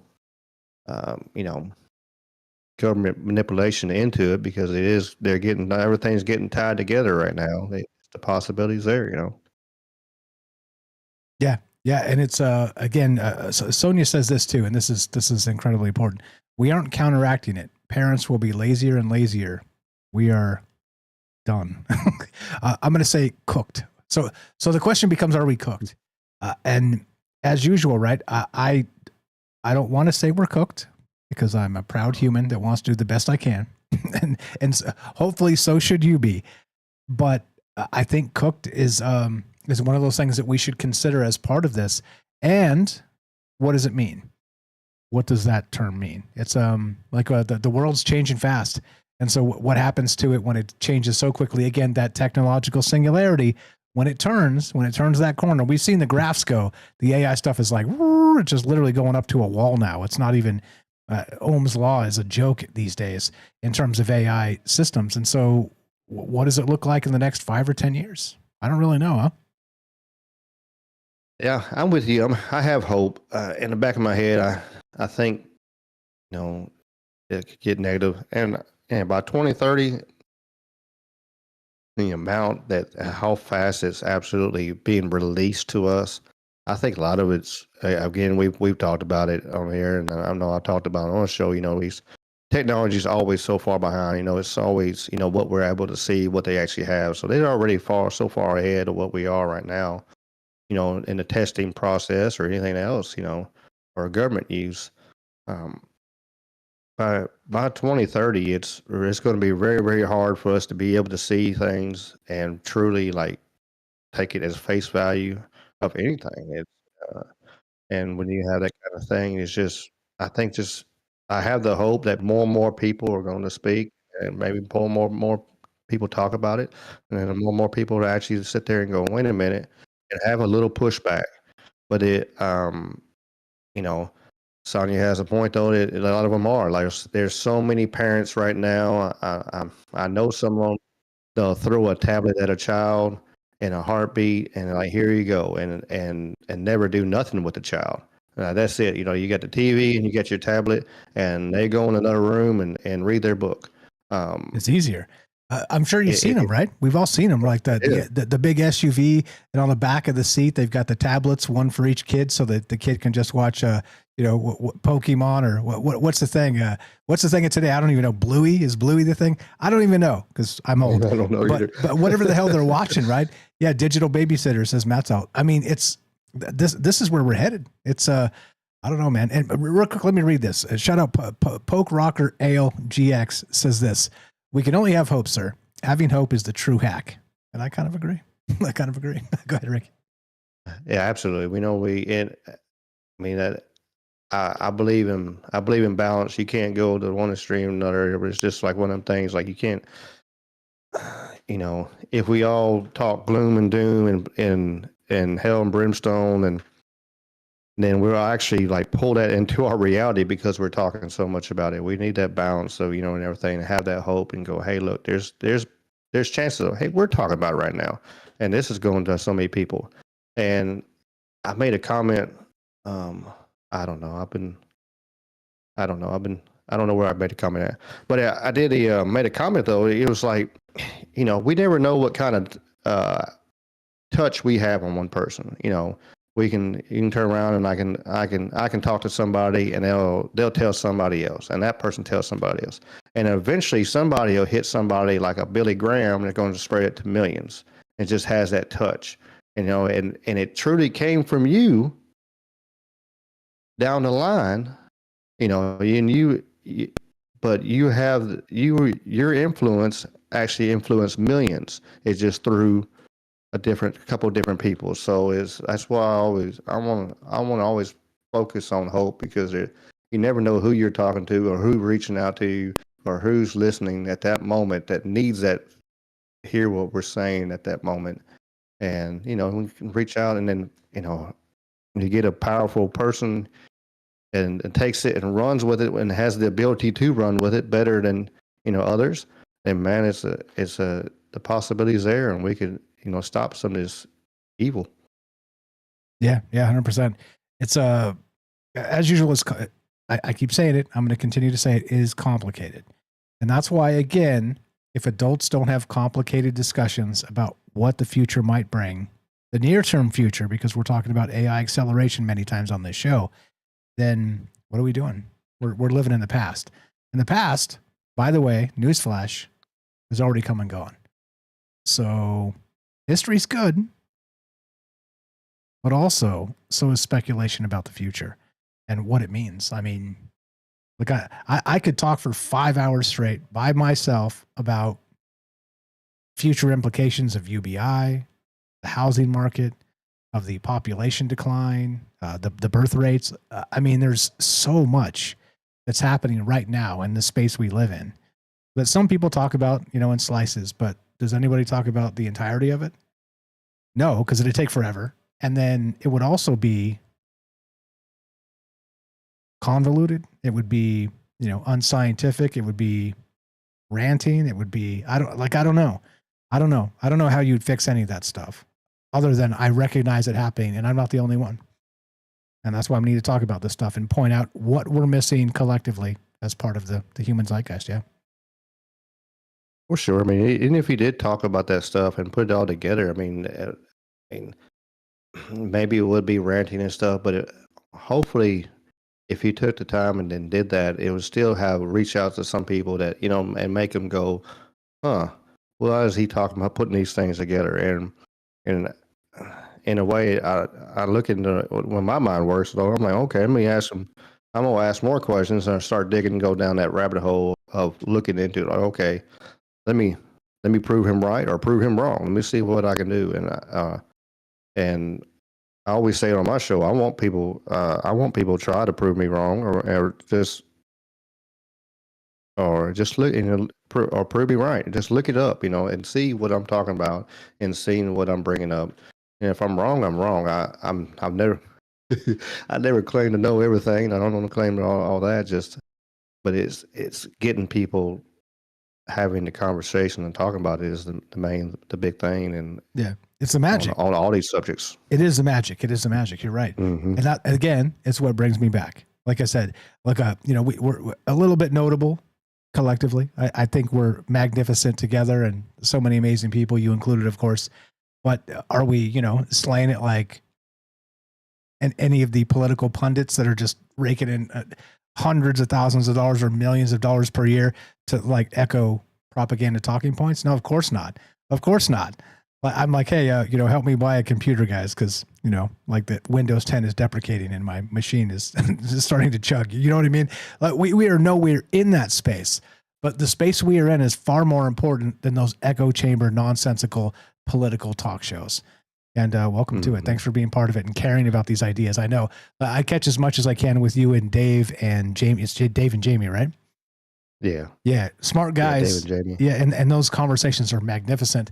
And when I catch them, you guys are always on the game. And you, Ricky, by the way, you're tuned into that zeitgeist because you're finding things, not to flatter myself, but you're finding things before I find things, which is good, Not saying that I scroll like a zombie too. And so I'm trying to find the cat jumping off the board into the pool because I want to point it out to you guys and say, hey, look. But also, if 2 eyes are only 2, 4 eyes are better, 6, multiply that. And thank you for sharing those ideas with me, talking about them and being smart about all of it. You're the best, brother. I appreciate you having me come up and being part of all this. I just it's been a true blessing. It's been I talk about it a lot of times on my show and on other shows. I have. Because of troubled minds. I mean, I've had lots of other people reach out. Hey, come over here. I want you to talk on here, and have heard me talk on here, or they heard me talk on my show, and because of just the interaction, and then the people. It's one of them things. I'd rather have quality than quantity. Really, we're not hitting $1 million whatever, and I've been working on my little spot for my podcast. I've been doing all the work because I ain't got no money to pay nobody to sheetrock and paint and do all that kind of stuff. But it's all right. I mean, we still influence and able to touch the people that we touch, and then we can keep on growing, and a amazing group of people, and everybody just it's a blessing. It really everybody's a blessing that's listening and part of it, and all the chats and callers and everybody on the network. It's awesome, man. I appreciate you. I'm glad to have you. And again, so Talking with Conspiracy is the name of that live stream. It's Ricky here with Dave and Jamie. please go check that out. Sweets again has posted the links to Linktree. Anything is possible is the name of Ricky's podcast. troubledminds.org/friends. Scroll down, it's alphabetical. Follow Ricky, do all the things. He's got a Linktree there as well. That's where you'll find it. But that's the point. Let's do this together. Let's think about ideas and consider what the mainstream narrative talking points aren't, because I'm telling you what, they're wrong. And look, I'm not the guy that's like, oh, you're wrong. It's not my game. But when I listen to the crap they're saying, I'm like, these MFers are wrong. These MFers are wrong. Ricky, you're the best. You are absolutely the best. Blessed to have you as being part of this, and just keep doing what you're doing, man. You are the best. Yes, sir. Thank you. Thank you. Good night, everybody. Great call. Take care. Anything is possible. Name of the podcast, Ricky. Go check that out. The question. I'm sorry. I should have asked you before I bumped you down.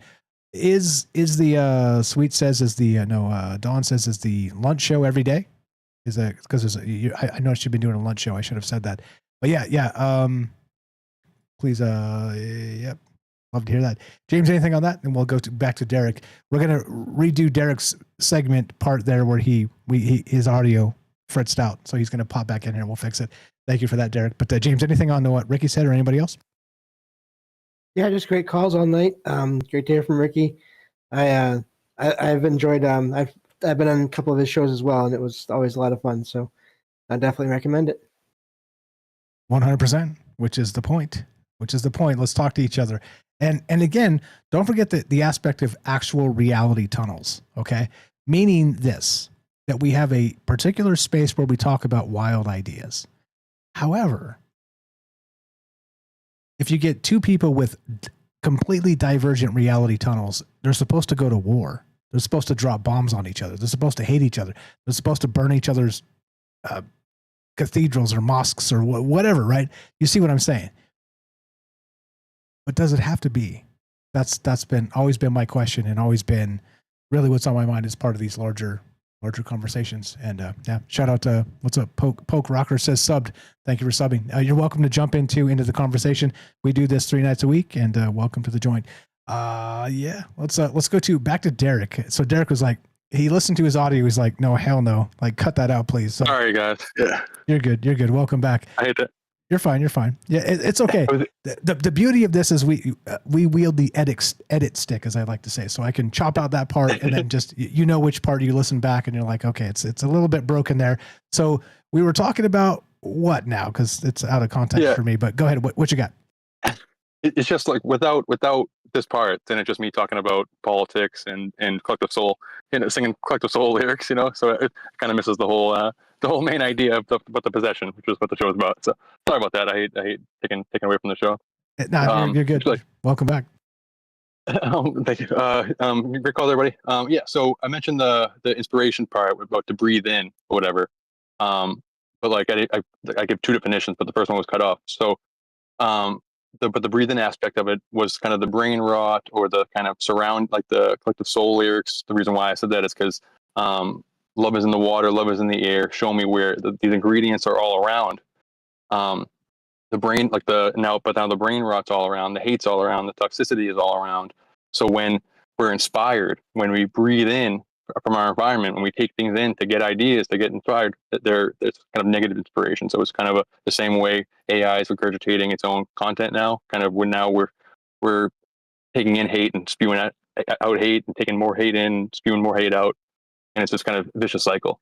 But like first, like there's the aspect kind of the corrosion that kind of our soul is weighted at the end.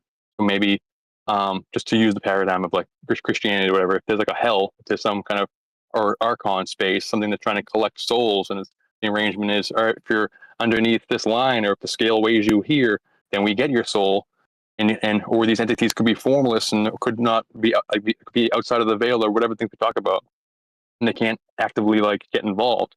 Or there could be a genie trying to get you to like wish its freedom, trying to coax you into making the wish. It can't force you to do anything, but it can't hack your soul, but it can get you to hack it yourself. It can get you to kind of chip away at it over time by getting you to do these things. It kind of reminds me of the Seinfeld episode where Kramer is just taking around these Chinese tourists, and he doesn't understand the conversion rate. So he thinks that these people are rich, so he's getting them to spend money so he can like live lavishly with them. and then he realizes really quick that they only brought like $800 and he burnt it in like one afternoon, basically. But just a more sinister version is like they're these entities, these corrupting things that have some kind of skin in the game to corrupt us. They're like, rather than hacking us directly, they're getting us to kind of hack ourselves by making us over time making these choices, negative choices, or choosing negativity, choosing hate first. You know, if our soul is weighed, that means we can add it and we can subtract from it. So they're getting us to subtract from it. But the possession part of it, that was the what do you think about that first? Sorry. Yeah. Yeah, no, you're spot on, and that becomes exactly where all this does come together. So I'm glad thank you for popping back in here, because it is really the crux of this. Like, how do we, again, as I've always said, identity? How do we define ourselves, and then how do we pass that off to some other entity? In some cases, it's our parents, right? Most cases, hopefully, cross your fingers, that identity becomes built into you. You know, for instance, it's funny to say that sometimes if you have religious parents, you become religious too. But also there's like the rebellion aspect of such, where since I have religious parents, I am not.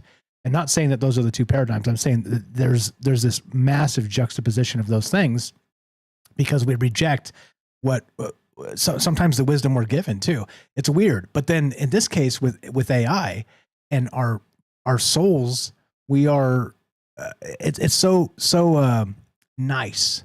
It's so, oh, Mike, you're right. You're the smartest guy on the planet. By the way, just a quick thing. If you guys use any of the AI systems, ask it from your interactions what your IQ is.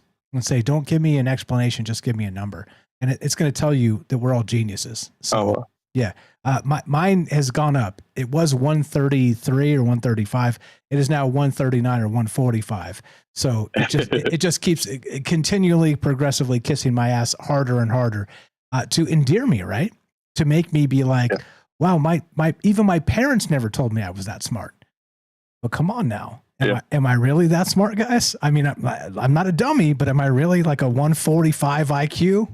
I'm going to say no. I'm going to say no. Possible. I mean, anything's possible. Shout out Ricky. Anything's possible podcast. But I doubt that.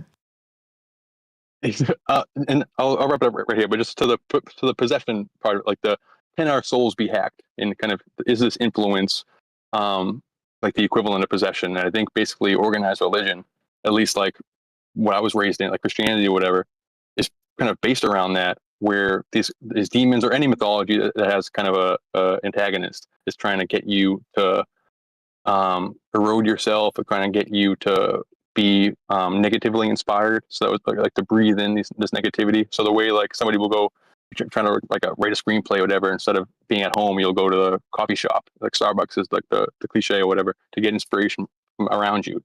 You go people watching to get inspiration, like to be around something, to take it in, so you can spit something back out. But the breathe in, the inspiration is all negative now, basically. And like I'm more like a recovering Catholic. I was raised Catholic. I don't know what I believe now. But just this next analogy, like basically the Holy Spirit is kind of the Christian version of like the paradigm is you're constantly being possessed always. Like that's the whole game. Demons, these negative entities, they're always trying to hack you. And I think the Egyptian version is they're always trying to make your soul weigh less so they can get it at the end.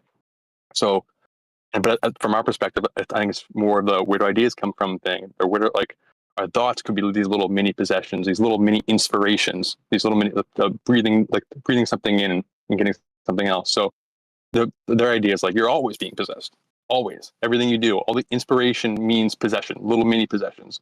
So choose the Holy Spirit, because this is a possession that you can trust. Be possessed by this thing, because otherwise you'll be possessed by something else, because you're always possessed.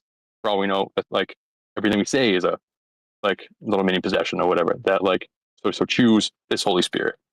And I think the non-religious way to talk about that is to kind of fortify yourself, to take in only to breathe in, to be inspired by only the things that you choose. So, like, I mean, I doom scroll, I mind scroll, like zombie scroll or whatever, and we can all improve on that. But as best as I can, I'm watching things that I want to take in, because I know the importance of it. I'm listening to, if I know something's gonna be negative and nasty, I won't take it in.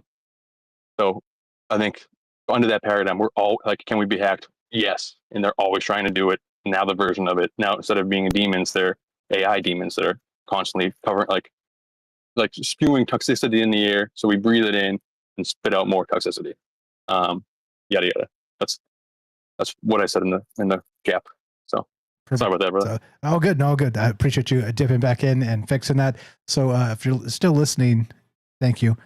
We will trim out his audio mishap, and I'll do a little finished at the end type of thing. But yeah, and before you go to, I want to point out that there's a weirdness to this, and that possession part that I wanted to point out earlier when somebody else was calling. I kind of shut it. My thoughts are always rolling when people are talking, and so you kind of got to like pick a spot of what you want to say, because like I got 10 thoughts, exactly. but one of them was that if we're possessed now and we're always in these mini possessions, then it terrifies me a little bit. Again, I'm not super scared going to go jump into the void or anything. Don't get me wrong here. That who we are now has been some concocted nonsense anyway. And so the identity aspect of ourselves that I'm always talking about is cooked. It's cooked in, baked in. Baked in's a better term. Cooked is a bad term. I'll talk to James about this. Like baked in. But then I don't know. Like, is it true? Is it sure, strong, and true? Like, I don't know. Like, what are those things, and how do they sort of manifest in us? I don't like. Maybe all this is all wrong. Maybe what we're doing right now, the conversation we're having, is all wrong. I don't feel that way. My intuition suggests not, but maybe it is. Yeah. I don't know. It just like we were kind of like Gen X and millennial. We were kind of growing up in an era that's, if you say possession, if you say you're being attacked by demons, it just comes off as like Christian conservative and scary and everything's bad and don't watch TV and that type of thing. But just that's not necessarily what I mean. Like groupthink or mob mentality, to be in a part of a mob is to be possessed. Like you would not go out with a pitchfork or a tiki torch or whatever the pick your thing. You would not do the things that you would do if you were by yourself. But in a crowd, you would. Like when the Red Sox beat the Rays in like 2009, it was like my freshman year of college, for like some kind of comeback. We'd already won the World Series. We didn't really care, but we were just in a big crowd, and like not me, but like people ended up destroying the dining hall. We won the game. We weren't even mad, but people were possessed by this group think or whatever. And the Holy Spirit's kind of in Catholicism, it's whenever you're talking about the Holy Spirit with more than one person, then the Holy Spirit is there. Just whenever you're being possessed by it. And the American version is the American spirit, the spirit of 1776, the patriotism or whatever. Google's using it like the think differently. It's being possessed by the every corporation now has their like mission statements and stuff. That's what they're trying to, you'd be possessed by these values basically. And just I don't know. So that mob mentality, that like getting in a fervor and throwing chairs through the dining hall windows and stuff, even though you're happy, is one thing. But now we're online, and like the mob is just a bunch of angry people, and not even real people in some cases, a bunch of angry bots that are trying to get you to lash out or whatever. And just, I don't know, it's hard enough as it is to be a human being, but now we're actively have a new type of demon in the form of AI and algorithms and whatever that are making it at least happen faster. The erosion or the rotting happen faster. But I talked for a long time already, so I don't want to keep You're good. And we're accelerating in that capacity. Before you go, real quick, I want to read this comment from Jen. She says, quote, "What would possess you to say such a thing?" End quote. Exactly. Is a good analogy to use. Yep. You guys are spot on, 100%. Great stuff. Great calls, everybody. Thank you. Appreciate you, brother. Thanks for popping back in. Later. Have a great night. Derek the Night Stalker, please, again, give him a follow. Links in the description. troubleminds.org/friends. Night Stalker. It's alphabetical. Please do that. Go follow all the amazing people that make the show go. It is not just me. It is amazing people. Like, thank you for the comment, Jen. Thank you for dipping back in. Derek to fix his audio problem. We'll trim that, and then he will finish it at the end. And if you're listening on the live stream, you'll be like, yeah, cool. If you're listening on the podcast, you'll be like, what are you talking about? What audio problem? Because I made it vanish. James and other amazing folks. James, of course, who's been sitting in the whole time. Thank you again for being patient with all of the shenanigans that go on during this, the conversations and all the rest. Final thought on this, and then let's wrap it up. Yeah, no, just great calls from everyone, from Derek and everything. I do. I don't know. It's hard to put all this into one thought. I think that's but I think that's the thing. We need to have many thoughts. We need to have consider all the ideas and not just what any one source, whether it's AI or mainstream media or politicians out there, whatever. We need to have more ideas than just what is coming from this one source. I think the idea of there being one source that is just right about everything, to me, I have a hard time with from anyone, on any level of reality at this point. Yeah, I can buy like the because like I've always said, just as a counterpoint to that. I'm not disagreeing, but I can buy the fact that, let's say, the universe has its way, whatever that is, which we have not quantified yet, in its entirety. I can buy the fact that the universe has its way, and we are just trying to find our way within its way. You know what I mean? Because everybody, those reality tunnels we always talk about, again, gets my goat, because you can get two opposite people that see the world completely differently, and they'll want to kill each other. Like, that's the weird part about it. It's like, well, aren't you fascinated? I'm fascinated why two people would be so diametrically opposed philosophically and conceptually that they'd want to murder each other. Don't we want to like learn why they believe the things they believe? It's nuts to me. But yeah, but you see what I'm saying? So as I've always said in the past too, the universe doesn't give a crap what I think, because it has its way, and it is way above my pay grade to even conceptualize that. So I'm gonna get smacked down in the cosmic way, whatever that looks like. And I don't really care. My ego is not big enough where I'm trying to challenge the universe or something. But you see what I'm saying? That like there is a way. The universe has its way, and we're just trying to adapt to it in our own way, which clearly, well, we're people, so we're people. I don't have to say anything more than that, I guess. Just as long as they're not cooked, that's the main thing. Oh yeah, cooked. What about cooked, James? Baked in is better than cooked? Are we cooked, James? Baked in sounds good. No, it's not even the word itself, as Mike knows. We're just joking here, but no, my cooked, as in what I mean when we talk about cooked, and I respond with no, we're not cooked. My response is what I mean by that, if I could talk, is that no, we are not. Not everything is destined to be the end. Things keep on going in whatever ways the universe wants them to go on, I guess. So, and we'll see how that happens later on. Amen. Well said, sir. Glad to have you as always. Thanks for popping in here. Thanks for being cool and chill and able to navigate the chaos that is troubled minds. We're becoming chaos management. I'm going to add that to my card. Shout out Jay in New York. He said he's a builder. He says, Mike, I'm just a carpenter. I said, Jay, Jesus was a carpenter. Don't demean that. But on his card, shout out Jay in New York, an old friend, he says he had chaos management as his title. Well, I feel like that's going to be my title too. Chaos management, because all these ideas flowed into one space. I appreciate you guys very much. Thanks for being part of this. Again, if you haven't followed James here, SalcedoParanormal.com, please do that. Please do that. Please follow all the rest of these amazing people. Links are going to be in the description. I just cannot reiterate this enough. The whole point is that I started this with Frank with nobody listening, zero. We did this and there was nobody there. Not kidding you. We had one person pop in an entire hour stream, and we were so excited. And here we are 7+ years later, and with the magic of the internet and the magic of technology and the magic of the modern mind, we've collected and earned so many smart friends. It's good. It's a good thing.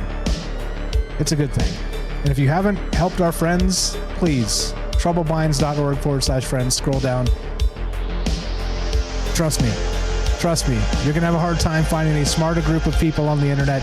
And there are people that need to be added to that list, and I'm sorry about that. I'm going to do it. I promise. I keep saying it, I keep not doing it. There's 3 or 4 people that need to be put to that list, so I'm going to do that tomorrow. Sweets, hold me accountable. Sweets has got the list. Sweets and I were brainstorming the list. Shout out Sweets. Okay, and help our friends. That's it. If you don't have accounts, X accounts. By the way, let's do this too. If you don't have an X account, please make an X account. We can start doing X spaces. which brings in other people of like minds to kind of talk about these ideas and grow the community together, because it's just a different format, a different platform. It's a mobile phone thing, or x.com, make an account, it's free. Anyway, that's that. If you want to help us directly, let people know a conversation's happening, but we're not going to tell you who to vote for. We can go through 3-hour conversation after 3-hour conversation, and guess what? Nobody's telling you who to vote for. And guess what happens everywhere else on the damn planet? Everybody else out there is telling you who to vote for, or what to think about who's in office, or... And the last 48 hours is a good example of that. And by the way, the people that have, as Derek was saying too, the people that have changed their damn minds, that were diametrically opposed to the exact position they take today that they were 6 months ago, what about those people? What actually changes your mind so heavily in a moment, unless you're on the take? I'm seeing it. I know you're seeing it out there too. Just don't forget, we're being fooled in a lot of ways. And trust your instincts. Trust your instincts. If you want to help us directly, look, I'm trying to buy a new computer because, like I said, limping along with this thing. It's been good enough, but we got problems, and the problems are escalating. Check it out, the Rogue Topas, the music of Troubled Minds, the greatest hits. It's on troubledfans.com. Hit what is it? I'll tell you how to find it. Thank you to the people who have purchased this already. Go to shop, scroll down, hit featured launch products, scroll down, and there's not just at the very bottom there's a digital download and an actual CD, which I've got right here, which is fantastic. Yeah. Yep. With a bonus track that has never been heard on Troubled Minds or anywhere else by yours truly and my buddy AJ Dare, called Daring Stranger is the name of the band. So check that out, please. If you're still here tonight and you haven't kicked in your $15, please do. If you can afford it. Like I said, I don't want to extort people that if you have grocery problems or no, don't do that. Take care of yourself first, as always, okay? But anyway, thanks for supporting the show. Thanks for caring. Thanks for the people that have done the things and bought the things. Troubledfans.com is how you support it, and us. And that's that. That's exactly it. As we finish, it goes exactly like this. This one is for Roving Fungus. What's up, buddy? Thanks for hanging out. Thanks for bringing friends to us. And thanks for being cool and chill. Be sure, be strong, be true. Thank you for listening. From our troubled minds to yours,